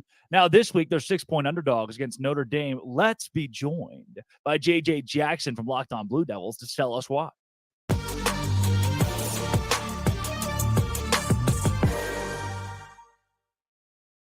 JJ Jackson, Locked On Blue Devils here on Locked On College Football Kickoff Live. JJ, you got a touchdown-ish underdog this week in the Blue Devils. Can you sell us why, please? I'd be more than happy to. Really excited for Duke football to finally be on this stage for the first time since 1994. Duke is hosting a ranked opponent as a ranked football team themselves. I mean, this is just unprecedented territory for this Duke program, celebrating that for the first time ever, Duke is hosting College Game Day on Saturday. And yet Mike Elko is not wanting any congratulations over that. He'd much rather get a congratulations over picking up a win against the Fighting Irish. Duke has won all 4 of their football games this season by at least 21 points, including a primetime Labor Day night win over Clemson. They've been on this stage before. The defense has delivered, giving up 7 points in 3 of the 4 games so far this season. And they've got one of the top names at quarterback that the sport has this season in Riley Leonard. A touchdown underdog, I'm all for it. I think Duke absolutely can once again shock the football world and continue this sort of love affair that we're having with the Duke football program. Yeah, Kenton, you come from Locked On ACC. Are you sold here? Oh, absolutely. And let me tell you why. First time since 94, I'm bald and I wasn't even born yet. Let's take that into consideration for a second. But no, very seriously, Notre Dame's offense showed me nothing, less than nothing last week. Less than nothing. And I talked about the NC State defense and the problems that they had, because a lot of people say, well, Notre Dame put up 45 on a really good NC State defense. If you look at many of the plays that happened, the first play out of a weather delay, they give up an 80-yard run. Well, nobody gets big runs against NC State. Not so fast, my friend. Rosas of Connecticut got a 71-yarder against them in week 1. Now, I'm sorry to tell you this. That is not the same defense that we saw from NC State in years past. But now back to Duke. This is a fun fact for you, since he dropped the 94 fun fact on us. Does anybody know how many times a offense has driven the length of the field in terms of from their minus territory or further on Duke this season, their first string defense? Anybody guess how many times they scored a touchdown in that? JJ, do you know? It hasn't been that many. I'm zero. Yeah. Zero. That's crazy. Nobody's done That's it crazy. yet. Not a single team. The only touchdowns they've given up have either been by their backups or it's been a team that has started in plus territory for some reason, be it off a muff punt or a great return themselves. This defense is so for real. They are so for real. And Notre Dame gave everything they had. They left it all on the field and left one guy on the sideline those last 2 plays. But they left it all on the field last week to come out of South Bend with a win. And they're walking into a Duke team that was they were chilling back, maxing and relaxing, all cool by the second half of last week. So I think that Duke has a situation where Notre Dame's strength is running the ball. Duke's strength is Dwayne Carter in that front. They get after you. They're physical. They stop the run. They have some fun. Duke is at least going to cover. Yeah, Dono, do you agree? Well, let me add some historical context to this. I'm not sure, but I don't know how much history really means in a sport where the rosters get completely overturned every 4 to 5 years. And, it's not Marcus Freeman has only been the head coach for a couple seasons now. But, this Notre Dame, they don't want to be a full football member of the ACC for, whatever financial reasons. But maybe they should have been, because they probably would have won a few ACC titles. They have that partnership with the ACC where they play 5 opponents per year. The last time Notre Dame lost a regular season game to an ACC opponent was Miami in 2017. They have run through ACC opponents like a hot knife through butter. I just want to add that context. I don't know if that means anything in this matchup, but I do. The reason why I'm scared to be sold on what JJ is saying is because of Notre Dame's defense. So, JJ, I'd like to ask you, because I am a believer in Riley Leonard. I saw him carve up my Hurricanes last season. I know this guy is the real deal. But how do you see specifically the passing offense for Duke matching up with Notre Dame's passing D? Yeah, I mean, that's kind of been the question through 4 games this season for Duke, which many people wouldn't expect. Like, right, the preseason conversation is we know exactly what we're getting out of Riley Leonard at that quarterback spot. What does the backfield look like? Duke's all-time single-season rusher, Mateo Durant, from a couple of seasons ago, is not in the backfield anymore. It's been more of a by-committee approach, and so others are having to step up out of that backfield. You feel confident about the passing game, and they really haven't had to throw the football just yet. So with that being said, the fact that Leonard is, a Heisman contender going into the season and has so many weapons, whether it be Jordan Moore or Jalen Calhoun, who's made plays, Nicky Dalmala in the vertical game in the tight end room, like I think absolutely Duke's passing attack will be more on display than it has been so far this season, because for the most part, it's just been ground and pound because that's all they've had to do. That's wild to say that is all Duke has had to do so far this season, is hand the ball off. And by the way, Riley Leonard can move a little bit himself. He's the second leading rusher on this football team too. JJ, we got a comment in here from a guy named Immaculate, who was on one of the biggest hits in Locked On College football or Locked On College history this week, talking expansion. One of the great experts in college ball says that Duke has to be a top 10 team if they beat Notre Dame this week. Do you agree? Does Duke get into the 9 or 10 spot? Can they jump a few teams? Absolutely. I mean, with the win that they would have against Notre Dame, and considering how well they've played so far this season, I think Duke absolutely deserves to be in that conversation. I think you would then start to talk more about the games that Duke has played previously, that their defense has been so stout. Again, only 35 combined points given up in the 4 games so far, that the offense has taken care of the football, that they've got a win against Clemson. They've now got this win against Notre Dame on their schedule with the full ACC kind of conference play ahead of them. Yeah, hey, here we are thinking about college basketball rankings coming out soon in Durham. Let's talk about this Duke football team with a win, possibly being one of those top 10 teams in the entire country in football. Is it a football school now, JJ? Making plenty of arguments for it to be. That's right. Yeah. That's awesome. That's JJ Jackson of Locked On Blue Devils. JJ, thanks for joining Locked On College Football Kickoff Live. Absolutely, guys. Thanks.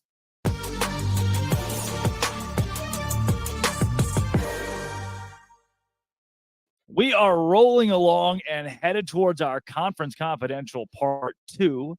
But first, Dono. Guys, eBay Motors, passion, drive, and patience. What brings home the winning trophy is also what keeps your ride or die alive. eBay Motors has everything you need to maintain your vehicle and level it up to peak performance, from superchargers, roof racks, exhaust kits, LED headlights, and more. Whether you're into speed, power, or style, eBay Motors has you covered. With over 122 million parts to fit your number one ride or die, you'll always find exactly what you're looking for. And with eBay Guaranteed Fit, your part is guaranteed to fit your ride every time or your money back. Because with eBay Motors, you're burning rubber, not cash. With all the parts you need at the prices you want, it's easy to turn your car into the MVP and bring home that win. Keep your ride or die alive at ebay.com/motors. eBay Guaranteed Fit, available only to U.S. customers, eligible items only, and exclusions apply.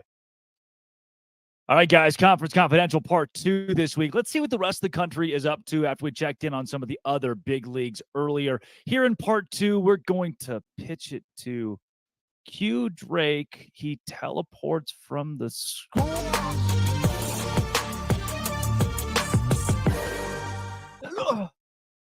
Oh my gosh. I didn't think that would actually work. Wow. Oh, huge week in the Big 12. Obviously, Texas and Kansas, one of our favorite rivalries in college football, is this week. And give me the Jayhawks plus 17 and a half some places. If you don't like the Kansas Jayhawks plus 17 and a half, you hate America. It's horns down this week. Kansas is not going to beat Texas at DKR, but at 2:30 on ABC, they're at least going to play it close. Houston and Texas Tech. Talk about a snoozer. Would rather watch a paint drying competition. Love both these teams with all my heart. Give me a team to win that game. Baylor, UCF. UCF favored by 12. I'll be in the house for this one. The Baylor Bears get smoked, which is just what happens to them. Gus Malzahn rolls over Baylor. Final score, as many points as UCF wants to score against Baylor, who has less. Iowa State, Oklahoma, 20-point line for OU. I'm seeing a lot of metrics here of Iowa State losing this game by 10, 13. Iowa State plus 20, my entire mortgage. Guess what? I don't have one. I'm 22. I still like Iowa State to make this game competitive. Their defense is that good. The offense exists. They have the ball sometimes, but the defense is good. Oklahoma's offense is not great. They showed that against Cincinnati, only scoring 20 points. If Cincinnati can cover 14 and a half, Iowa State can cover this week. West Virginia, TCU, Nico Marchiol. You don't know who that is, do you? Garrett Green. Probably don't know who that is. CJ Donaldson. Learn the name. West Virginia running back. He rumbles. He stumbles. TCU 12.5 point favorites. I'm not buying it. I love the dogs this week. Maybe my favorite dog, though, a team that beat an SEC team on the road. They play tonight, Friday night. They beat an SEC team on the road in Arkansas. Now they are 2-point dogs at home against Cincinnati. 2-2 Cincinnati with a loss to Miami of Ohio. BYU, money line at home. Give me the Cougs. That's all the stuff from the Big 12 this week. Our SEC Week 5 picks. We got 7 games of the conference. SEC on SEC. First up, I like Kentucky at home against Florida. I think Devin Leary gets it done despite the turnovers. Florida much improved, but the Wildcats better this week. I like Arkansas in a bounce-back game against A&M in Dallas, taking on the backup quarterback of Max Johnson. KJ Jefferson makes the plays. I like Georgia to win on the road at Auburn. Carson Beck's first true road test, but Georgia wins big. I like Mizzou to roll Vandy and improve to a perfect 5-0. I like Tennessee at home against South Carolina, but maybe take the Gamecocks to cover that plus 12 line. I like Bama to roll Mississippi State and Starkville late night Saturday. Jalen Milroe doesn't do much, but the Bama defense gets the job done.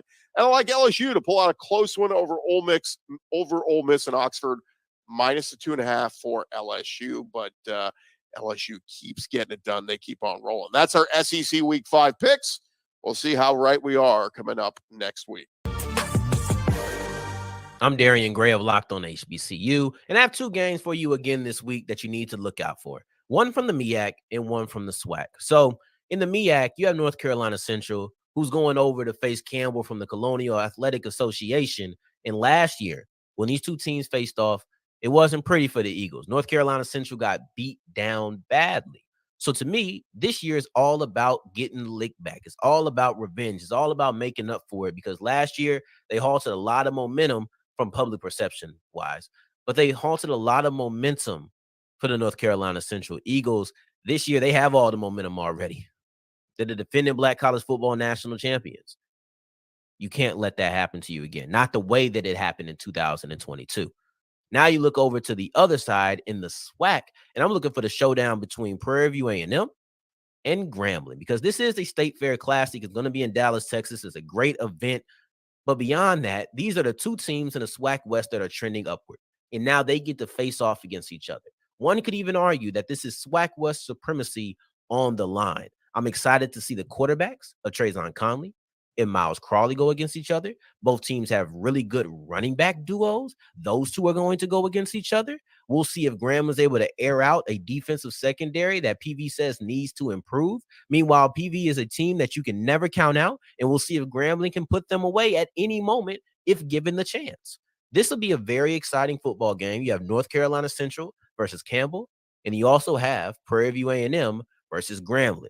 To see the outcome and hear breakdowns of these 2 games, you can check me out on Locked on HBCU every single day, Monday through Friday. And you can also follow me on Twitter at South Exclusives. That was part 2 of Conference Confidentials. We've taken you all around America this week. Guys, we've done it every week to this point. It had plenty of names in there on our LinkedIn. Who needs to improve their LinkedIn, brush up on their LinkedIn and update that page? That is coming up next. But first, Dono. Well, my friends, did you know 80% of men will experience hair thinning in their lifetime? It's normal, but it doesn't have to be your fate, because you can get ahead of that thinning hair with Nutrafol. Nutrafol's hair growth supplements use physician-formulated, natural, science-backed ingredients. Their drug-free, patented technology provides consistent, reliable results without compromising your sexual health. Nutrafol supports healthy hair growth from within by targeting root causes of thinning, such as stress, hormones, environment, nutrition, lifestyle, and metabolism through whole body health. Take the first step into visibly thicker, healthier hair. For a limited time, Nutrafol is offering our listeners $10 off your first month's subscription and free shipping when you go to Nutrafol.com/men and enter the promo code LOCKEDONCollege. Find out why over 4,000 healthcare professionals recommend Nutrafol for healthier hair.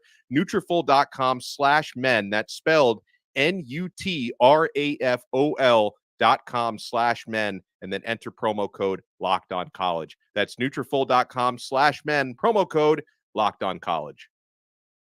All right, guys. Who needs to update the LinkedIn today? By the way, this segment brought to you by both LinkedIn and Butch Jones, who has been a consistent contender who got a win this week, an upset win against Southern Mississippi. Congrats to you and yours, Butch. Kenton Gibbs, who is on your list this week that will likely lose their job? I'm so glad you started with me. I'm so elated that you started with me. You had to know that the ACC has two teams that are coming off of just god-awful losses, that both of these coaches, you know what? I'm going to tell you this. I might head up to Boston. I know I said I was going to be at the Duke and Notre Dame. You really don't like Jeff Hafley. But I might. Oh, no. It's not just about Jeff Hafley. It's not just about Jeff Hafley. Because Jeff Hafley, that team got blown out the water so bad. Louisville called the dogs off in the second quarter. I don't think people realize. Brown was like, all right, that's enough in the second quarter in a conference game. But Tony Bennett, come on to the floor, brother. You know, Tony Bennett had that game won against NC State. You talk about snatching defeat from the jaws of victory, a game in which NC State was mightily favored. And Tony Elliott. Yeah, Tony Elliott. I'm sorry. Yeah. Who did I say? The other Tony is safe for now. Who did I say? You said Tony Bennett. I'm sorry. Yes, Tony Elliott. Virginia, all the Tonys. They got two Tony quarterbacks, Tony Elliott, Tony Bennett. More Tony awards than all of the actors on Broadway could bring home. But now, very seriously, in terms of Tony Elliott, this is a team that, you tie up the game, right? You get down there, you're a field goal, you're an extra point away. What does your guard do? He headbutts a linebacker after the play to send your conversion back to the 18-yard line. But wait, there's more. I feel like Billy Mays because there's going to be a lot of, but wait, there's more here. So the next thing that happens, you convert the extra point from the 18. NC State pissing down their leg. Their pants are soaking wet and smelling like the freshest of urine. You are about to get yourself a win here. You're going to do it. You're going to go to overtime and win.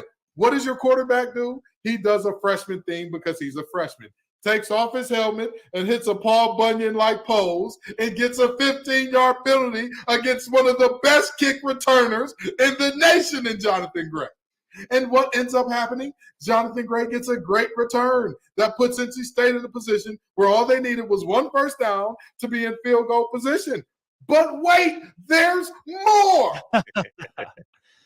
NC State kicks the first field goal, and what happens? UVA has a guy jump over the long snapper, which we all know is illegal, so they get another shot at it where they move even closer. Both of these coaches.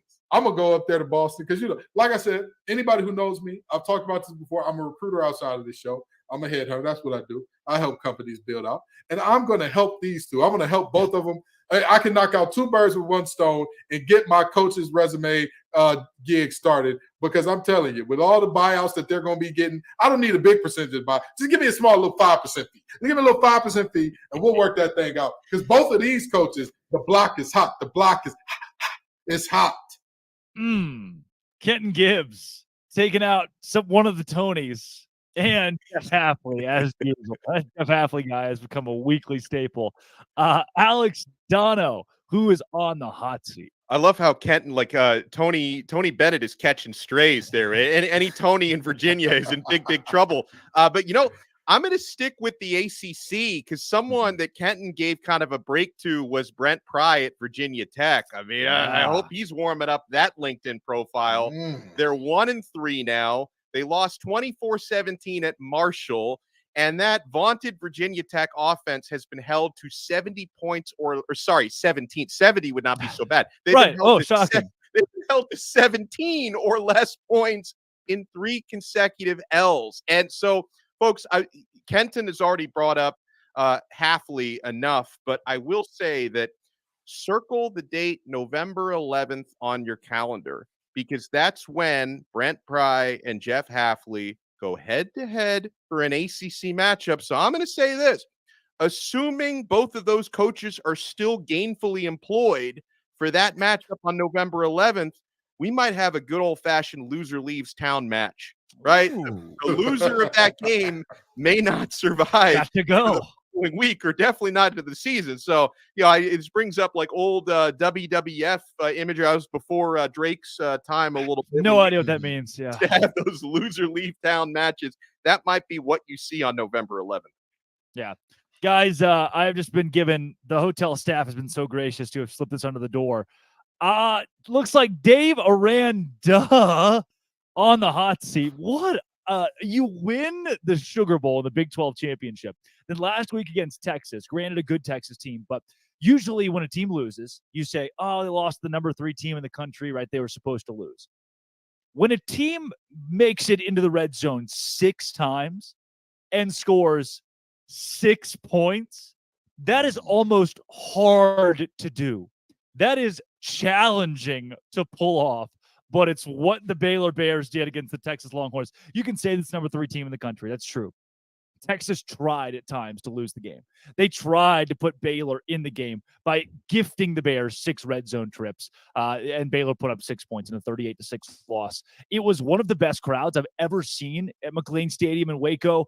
And what did Baylor do? The football team crapped all over it.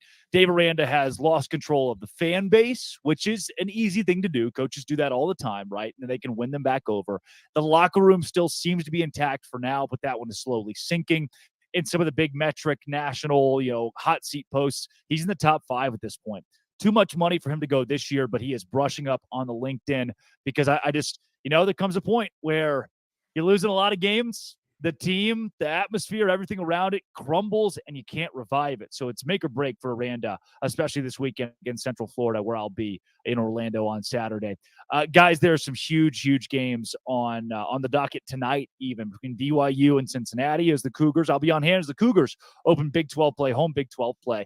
And then obviously Oregon State and Utah. We'll get into all that, do our pick'em coming up later. But first, it's maybe the weirdest segment of the week where I show my love to our grand poobah of college football. He is the president of the Locked On College side of the network. This is the Blackerby Blitz.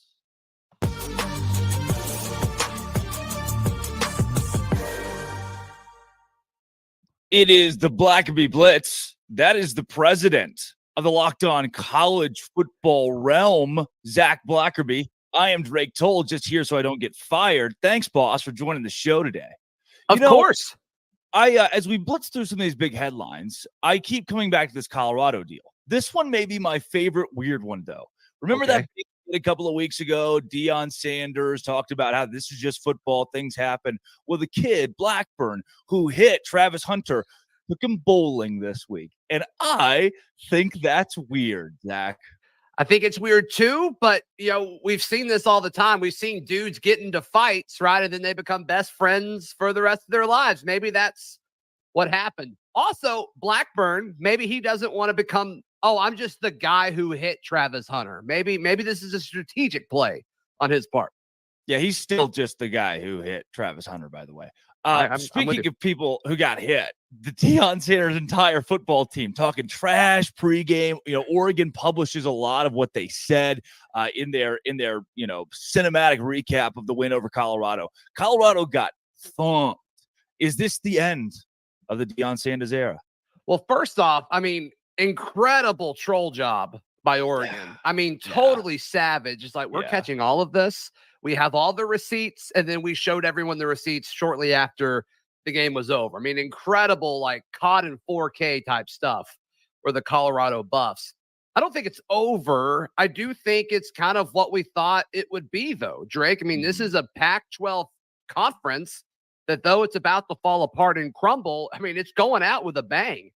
And their schedule's not going to get any easier. So I think a lot of people are going to hop off, especially after the next few weeks if they pick up a few more losses. But to me, Colorado has already overachieved this season. I think Deion has already kind of done enough of the proof of concept. He's able to go to guys and say, I need offensive linemen, I need defensive linemen, I need help. But we're close. We're a lot closer than we used to be. And so I don't know. I mean, they may be a bad football team, but I think they're better than what we thought they were going into the year. Michigan State has now officially fired Mel Tucker, proving to people everywhere don't have non-consensual phone sex, especially with someone who is a sexual assault survivor advocate who you've invited to your university multiple times. This dumpster fire finally has a bow on it. Mel Tucker is gone. Yeah, I got the notification from several apps saying Mel Tucker now fired. And I'm like, oh, I guess, yeah, that technically hasn't happened yet, but I'm kind of done talking about it. Drake, Mel Tucker, get out of here. Your coaching career is probably over. He is done. I don't know. There are some different therapy programs, different therapy college football programs that hire the like. We'll see if he makes a return at one of those. Oh, yeah. Maybe he's a grad assistant in Alabama in 2 years. Yes, maybe he is, where he's already been.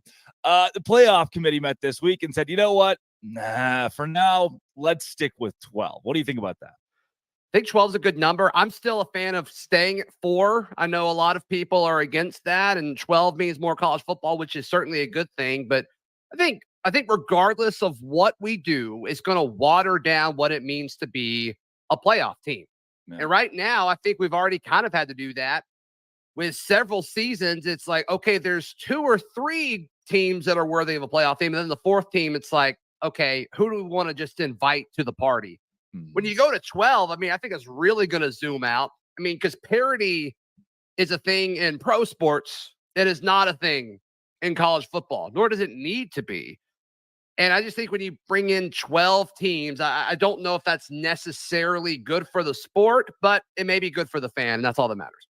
Two sides to this. One, parity in college football does not result in viewership. The Big 12 is a great example. There's no big dog. There's no national championship contender in the new Big 12, which means that there aren't 10 million eyeballs that are zooming in on somebody. Maybe Deion Sanders just because of the Deion experience. Yeah. On the flip side, 12 means $320 million per conference from ESPN, which right now is 5 conferences, Zach. Technically, with a grace period, Washington State and Oregon State are still in the Pac-12 for a couple of years. They could walk into $160 million each if ESPN doesn't move them elsewhere. Man, just keep showing up, Washington State and Oregon State. I mean, what a gift. What a gift from ESPN if that were to all happen. But they got to figure something out. And, you know, we saw a few reports. You and I texted about it. They're going to try to operate as a 2-team conference. That was one of the things that they discussed. And it's like, no, that's not a conference. I hate to break it to you. That's not a conference. Those are 2 teams that are about to become trust fund babies. And look, I'm not gonna fault you for it, but I am going to be a little jealous. You know, Zach, the Auburn Tigers lost to a team that could probably win the national championship in Texas A&M. You know, you're going to lose to some really good teams out there. Just felt like this Auburn team still has 11-1 prowess. You said it, not me, but I do think they lose this weekend. So maybe 10-2 is still on the table for the Tigers. And yes, my one Auburn question for the week. Ole Miss this week, I found it really heartfelt that they're celebrating their 2003 national championship team. They won the championship, right? They're honoring their 2003 team against LSU, and they won exactly nothing. They didn't win the West. They didn't win the conference. No. But they had Eli Manning on that team. Ole Miss, what are you doing? What are you doing? It's just Ole Miss cannot get out of its own way. It's crazy. I don't get it. They're trying to act like there's something they're not. So like, all right, Eli Manning, are you free this weekend? No. Okay. What about next weekend? No. What about okay. All right. You can come here. All right. 2003 team. Let's party it up. Get out of here. It doesn't make any sense. Let's bring the whole 2000. You know, the 98 Purdue team. I hear we could bring them back and have a little soiree with those guys too. I just hang the banner, I guess. Hang the Love banner. celebrating things that didn't actually matter. I mean, incredible. Maybe the biggest story in college football this week, Zach. Travis Kelce and Taylor Swift are dating. He played college football, and it's all that I've seen all week long. I know that you, a big Swiftie, are super excited about this. I wouldn't say I'm a huge Swiftie, but I definitely don't mind her music. I think I like her older stuff more than her newer stuff. Older stuff's a little more poppy, which is more in my lane, but happy for him. I'm just glad that Travis Kelce put her on the map. Yeah. Finally, people are talking about Taylor Swift. She's become a little more mainstream. We're going to get taken off the air, by the way. That is Zach Blackerby of the Locked On Auburn podcast. That's I'm right. Drake Toll. Thanks for doing this, the Zach Blackerby, the Blackerby Blitz. This is my favorite part of my week. Hey, love you a long time, bud. I love you more, Dad. This is Locked On College Football Kickoff Live. That was the Blackerby Blitz.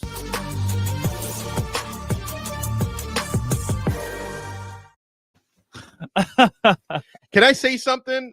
For the last hour and 40 minutes, I was wondering if there's any possible way on a college football breakdown show, if we could find a way to work Travis Kelce dating Taylor Swift into the show. And Drake told you found a way to do it by pointing out that, at some point, Travis Kelce played college. I don't even remember where he played college football. Cincinnati with his brother. How did you forget that? I'm letting him carry my fantasy team. He's a chief to me. All right. He was a smash then. He's a smash. He's a smash with Taylor Swift. It's good, man. I check the hard drives. This is getting crazy. Amazing. Okay? This is getting crazy. But there are a lot of interesting angles to a lot of that whole Taylor Swift and Travis Kelce thing. For example, is she going to go back to Cincinnati one of these games with him? I'm just saying, him and his brother are both going to be inducted in that Ring of Honor if they aren't already there soon. Yeah. But we get a Swift appearance. Think about Colorado, Cincinnati, a conference game next year. Deion, Taylor Swift, Travis Kelce. Bro, what's ESPN's going to lose it? Would that be the first time Deion wouldn't be the biggest star at his own game?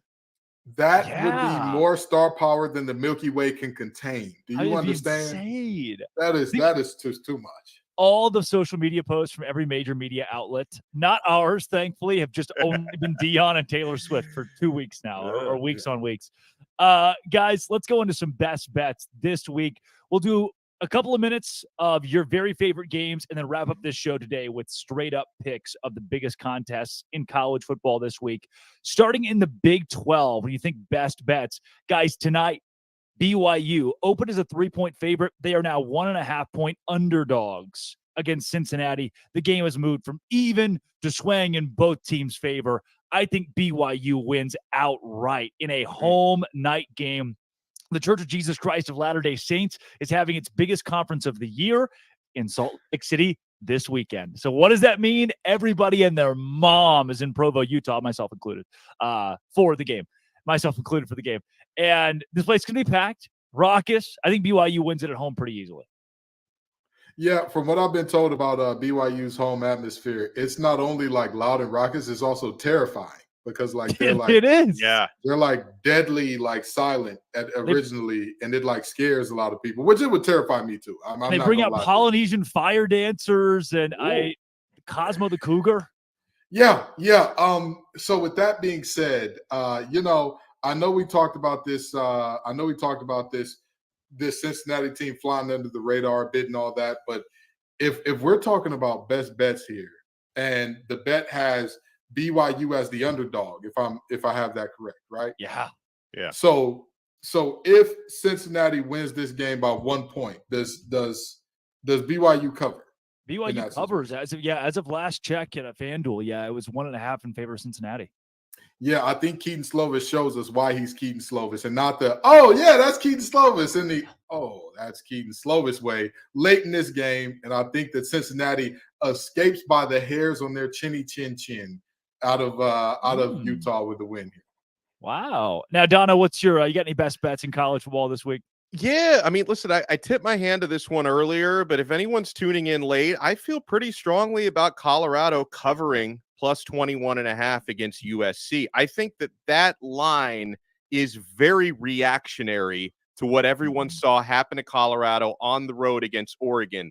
This time around, they're at home. Is USC the better team? Absolutely. But they don't really have a defense, guys. And Colorado is going to score. I think I see USC winning this game by 10, 13 points, not really much more than that. So plus 21.5. Again, I think that was an overreaction to what happened last week. In fact, if you go with the sharps, right? And I don't care what percentage of bets have been coming in on USC, because a higher percentage of bets have come in on them. A higher percentage of the money is coming in on Colorado, because they were 24.5-point underdogs when the line opened. That has shrunk by 3 points. I'm still comfortable taking Colorado at plus 21.5. Yeah. Kenton, best bets tonight, tomorrow, whatever? You know, I hate to say this, and I hate to do this to my boys, but I got to do it. I bet with NC State once, and they let me down. They disappointed me. They had me sitting here saying, how under God's green earth did this happen in terms of playing Virginia, a team that's dead last in the conference in both offense and defense, into a game where Virginia should have very well won it. And with that being said, I believe the line opened for this Friday Night Lights blackout at, I want to say 6.5 or 7 points. I think Louisville takes care of that comfortably. Their offense is, to say they're explosive, I'm talking they're you just had Chipotle and Taco Bell and Little Caesars in the same day type of explosive. I mean, it's going to be a great sight in terms of, if you give Joe Hart Jordan a crease, he's gone. Bye. See you later, brother. More power to you. Go bang your head on the goalpost. Jamari Thrash is a touchdown machine out wide. The only chance that NC State has to not allow Louisville to cover is if they absolutely decimate Jake Plummer, which is something that I'm not sure that they can do. There's a world, or not sure that they will do. They can do it if they're firing at their highest clip, but I'm not sure that they will. Yeah. Guys, looking around college football, James Madison -3 at home against South Alabama. I love that being a lock of the week. Syracuse plus a touchdown at home against Clemson. Give me the orange. I think they at least keep that game within a score. Around the Big 12, too, I love West Virginia covering 14 against a TCU team that's good, but West Virginia's running game and defense are both so solid. TCU wins 20-14. West Virginia certainly covers 14 points. Iowa State, Oklahoma. I actually have Iowa State plus 21 at OU because of that defense that Matt Campbell has put together and the offensive explosion they had last week. Then UCF, who hosts Baylor this week, they're 11.5-point favorites. That line keeps moving in favor of Baylor, which I think is a mistake. I've got UCF winning that game by 13 points or more. 13 is the minimum for UCF. They cover 11.5. Give me UCF over Baylor. Now, guys, any more big picks before we get into the straight ups? Let me say this. This is a pretty big number, but I don't know if I can see Nebraska even being within 17 points against Michigan. I don't know what I'm missing here. I mean, to me, Michigan, I look at them as a bona fide college football playoff championship contender, and Nebraska is still Nebraska. Even if they made a positive coaching change, I think it's going to take Matt Rule a little bit more time to make that program respectable. I think Michigan, who's only giving 17.5 points, is going to win that game by 3 or more touchdowns. Kenton? Yeah, I don't have any more. I'm not much of a betting guy, so I'm not going to sit here and pretend that I've been following the lines and tracking them closely. I make sure that I keep 1 or 2 in the tuck just because I know Drake's going to call on me. And, you know, you got to have an answer when the teacher wants to call on you during popcorn reading. But I'm not the betting guy. I'll leave that to the Italian ad guy over there. Somebody called me in the chat. I love it. I'm even wearing the old school Italian hat today. I'm full blown. He is for sure going to make us an offer we cannot refuse on these bets today. Right. Well, hopefully Dono and I can win you some money. And guys, let's get into the straight up picks this week. It is a noon kickoff in the Big Ten. Penn State is at Northwestern. Northwestern just beat Minnesota. Is there any way the Wildcats get an upset? Dono, who wins? Maybe if they get a miracle, they can get an upset. But no, the Penn State Nittany Lions, they're winning. And for what it's worth, I know this isn't a betting segment anymore. I also think they're covering. I am bullish on Penn State. Kenton Gibbs? Penn State whoops the claws off the Cats. This is not going to be a good game by any stretch of the imagination. This is you talk about the loss of a coach coming and how that disrupts a program. If you look at the circumstances and the timing under which Pat Fitzgerald was dismissed, there's a reason that this team is as bad as they are. With all due respect, PJ Fleck, you losing that game is more of a reflection on you than it is a positive on Northwestern. Penn State and James Franklin whooped the wheels off them.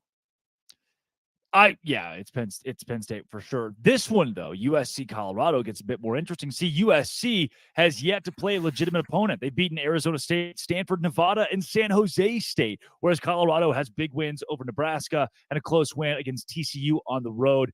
The Buffs, give me Colorado in a noontime upset over USC this week. And Dono, it looks like you're not going to agree. No, listen, I thought I was going to be the one who said the nicest thing about Colorado today because I'm pretty confident they cover, but no, they don't win. This is going to be a good old-fashioned shootout. Give me the reigning Heisman Trophy winner. Give me Lincoln Riley. Give me that offense. I just think USC are the better team. I don't think they're going to win it as comfortably as a lot of folks think. And because, again, noon kickoff on the road for a team that's going to feel like 9 a.m. for them, but they still win. Kenton. I hate to say this, but the deciding factor in this game is not going to be the person that everybody thinks, because everybody is thinking, oh, it's going to be Shedeur versus Caleb Williams, and that's going to be the situation here.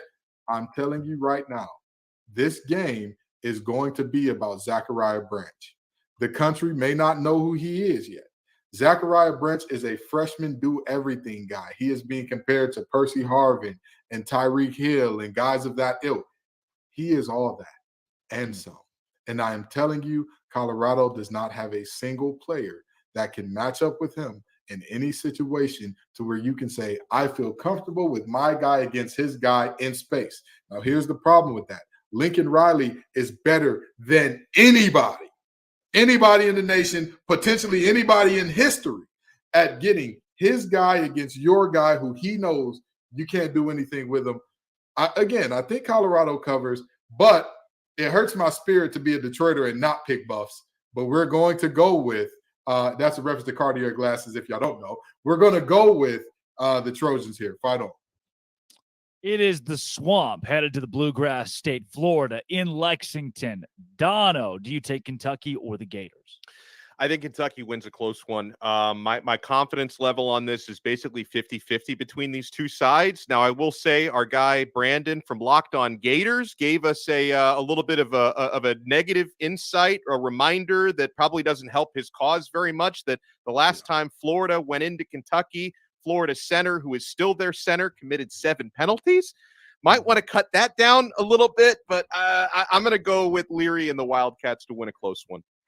Kenton. Devin Leary, can you do something for me? The running game is going to be phenomenal. They're going to do everything that they can to run the ball. Or let me not say phenomenal. The running game is going to be the focal point for Kentucky. Yeah. That is what they're going to want to get established more than anything else. Can they do that against Florida right away and straight away? I'm not sure. But if Devin Leary can be enough, if he can be serviceable to good, I think that Kentucky comes away with this game. And with that being said, I think that he definitely will, despite the best protest of Brendan and all the muting in the world, will not be able to mute what is going to happen to his Gators tomorrow.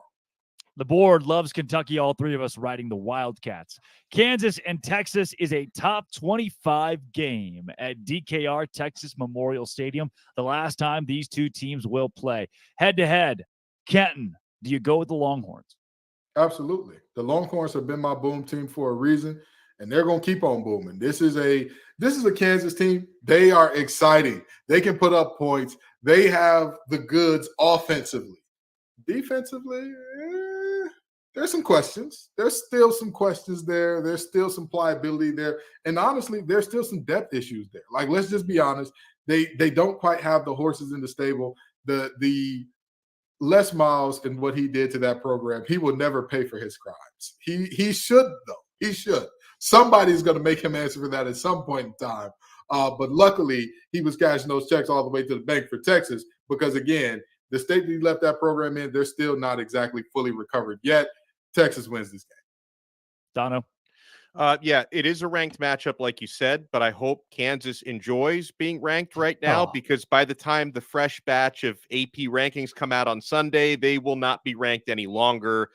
Texas is going to steamroll them at home. You know, for so many years, guys, I, like most people outside of the Longhorn State, have been really annoyed by the constant chatter every year. The Horns are back. Texas is back. I think this year they might actually be back, and Kansas is not going to be the team that gets in their way. Hook 'em Horns this week. Board loves the Horns against Kansas at home, despite it being a top 25 matchup. Let's go to tonight. Oregon State, Utah. The Beavs are 4-point favorites at home in Corvallis. Kenton Gibbs, what do you do with this game? Cam Rising is back, folks. Or he should be back at least. He should be back. Cam Rising is going to be back, and we can put to bed the questions about Utah's offense. They're going to be better. They're going to be much improved with a defense that they just shut the door. They do not, it's scoring on them. The chances are slim to none. The Slim's got his top hat on, looking around with a couple to-go plates, hoping nobody's judging them for it. The reality is very simple here. I think that Utah takes this game, but I do think that Oregon State is better than most of the nation would assume. I think that DJU looks good. He looks confident again and all that. And they play some good defense over there, but I just don't think they have enough to beat Utah in this one. I know we haven't heard from our pals at Locked On Bets in a couple of weeks, but I'm going to steal a phrase from Lee Sterling from that show and say, wrong team favored. I get it. This is not your daddy's Oregon State, but they shouldn't be, even at home, a 4-point favorite against Utah tonight. The Rising return to me, even if there is some rust, I think that's going to make a big difference. I think a lot of folks are overreacting to their lack of offensive output a week ago. I think it's a bounce-back offensive game for Utah.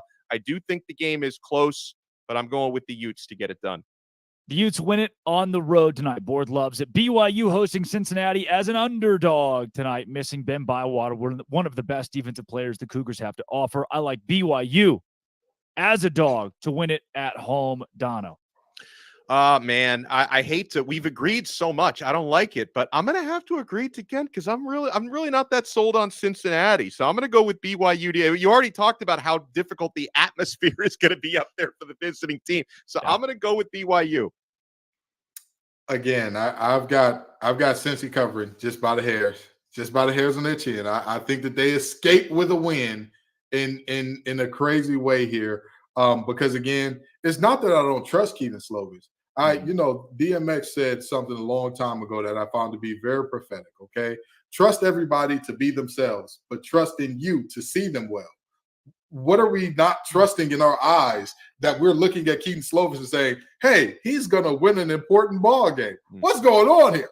Don't get me wrong. He did the thing at Arkansas. That's all he's got in him. He's going to peter out. It's the Keaton Slovis recipe. He wins one game where you're like, oh, my God, could he be serious? And then for the rest of the season, tons of unserious activity from the young man. We'll get tons of unserious activity going forward from him, starting with this game. Guys, our last two here, that the biggest games of the week. Duke, number 17 in the country, hosting number 11 Notre Dame. Kenton, who wins? Oh, boy, this is such a tough one because this is a big on big. This is an ugly, nasty, gritty. I want to make this dirty type of game. And the reality is I love Duke. They are a team. Defense has shown out every single week this year. I just don't know if I can trust them to beat Estime and company. And it's tough for me to go with Notre Dame in this one. And the more I think about it, the more I think about Notre Dame in big games. And I'm like, their record's terrible. But then it's also like, it's Duke football. Right. It's just that big of a game. I mean, Ohio State, that's a big game. I don't think this is the same. No disrespect to Duke, but this is not a big game compared to that. But this is why, and this is why I'm making this pick, because I don't think that Notre Dame understands this is Duke's Super Bowl, and Duke is going to be up for this game in a way that we have never seen. And Notre Dame is going to sleepwalk through at least the first quarter and a half. And I don't think Hartman has the ability to come back. Immaculate, you got me. If I was Lee Corso, I'd say, give me that hand and put the Duke Blue Devil on. I got the Blue Devils winning a close one at home. Dono, real quick. As an old school Miami fan, nothing pains me more than picking Notre Dame to win a game. But unfortunately, I've got the Fighting Irish winning a close one at Duke. Give me Duke for kicks and giggles. And last but not least, number 20 Ole Miss hosts number 13 LSU. I like the Rebels in this game. Ole Miss on top of LSU. Give me the underdog at home. Kenton. Brian Kelly is going to piss down his leg. It's bedwetting time for Brian Kelly. It's big game. He's going to do it. Don't worry. They don't have they got cotton sheets there. They don't have the rubber one, so they're going to have to spew in that for a minute. Give me Lane Kiffin. Dono. Thing is, I don't know if I trust Lane Kiffin more than I trust Brian Kelly in this spot. It's a virtual tie there. I just think LSU's the better team. I'm going with LSU. There it is. Folks, that is Locked On College Football Kickoff Live. That is Kenton Gibbs of Locked On ACC and Locked On Wolfpack. That is Alex Dono of Locked On Canes. Drake Toll from Locked On Big 12. Thanks for making us your Friday lunchtime listen every single week. This has been, it always will be, Locked On College Football Kickoff Live.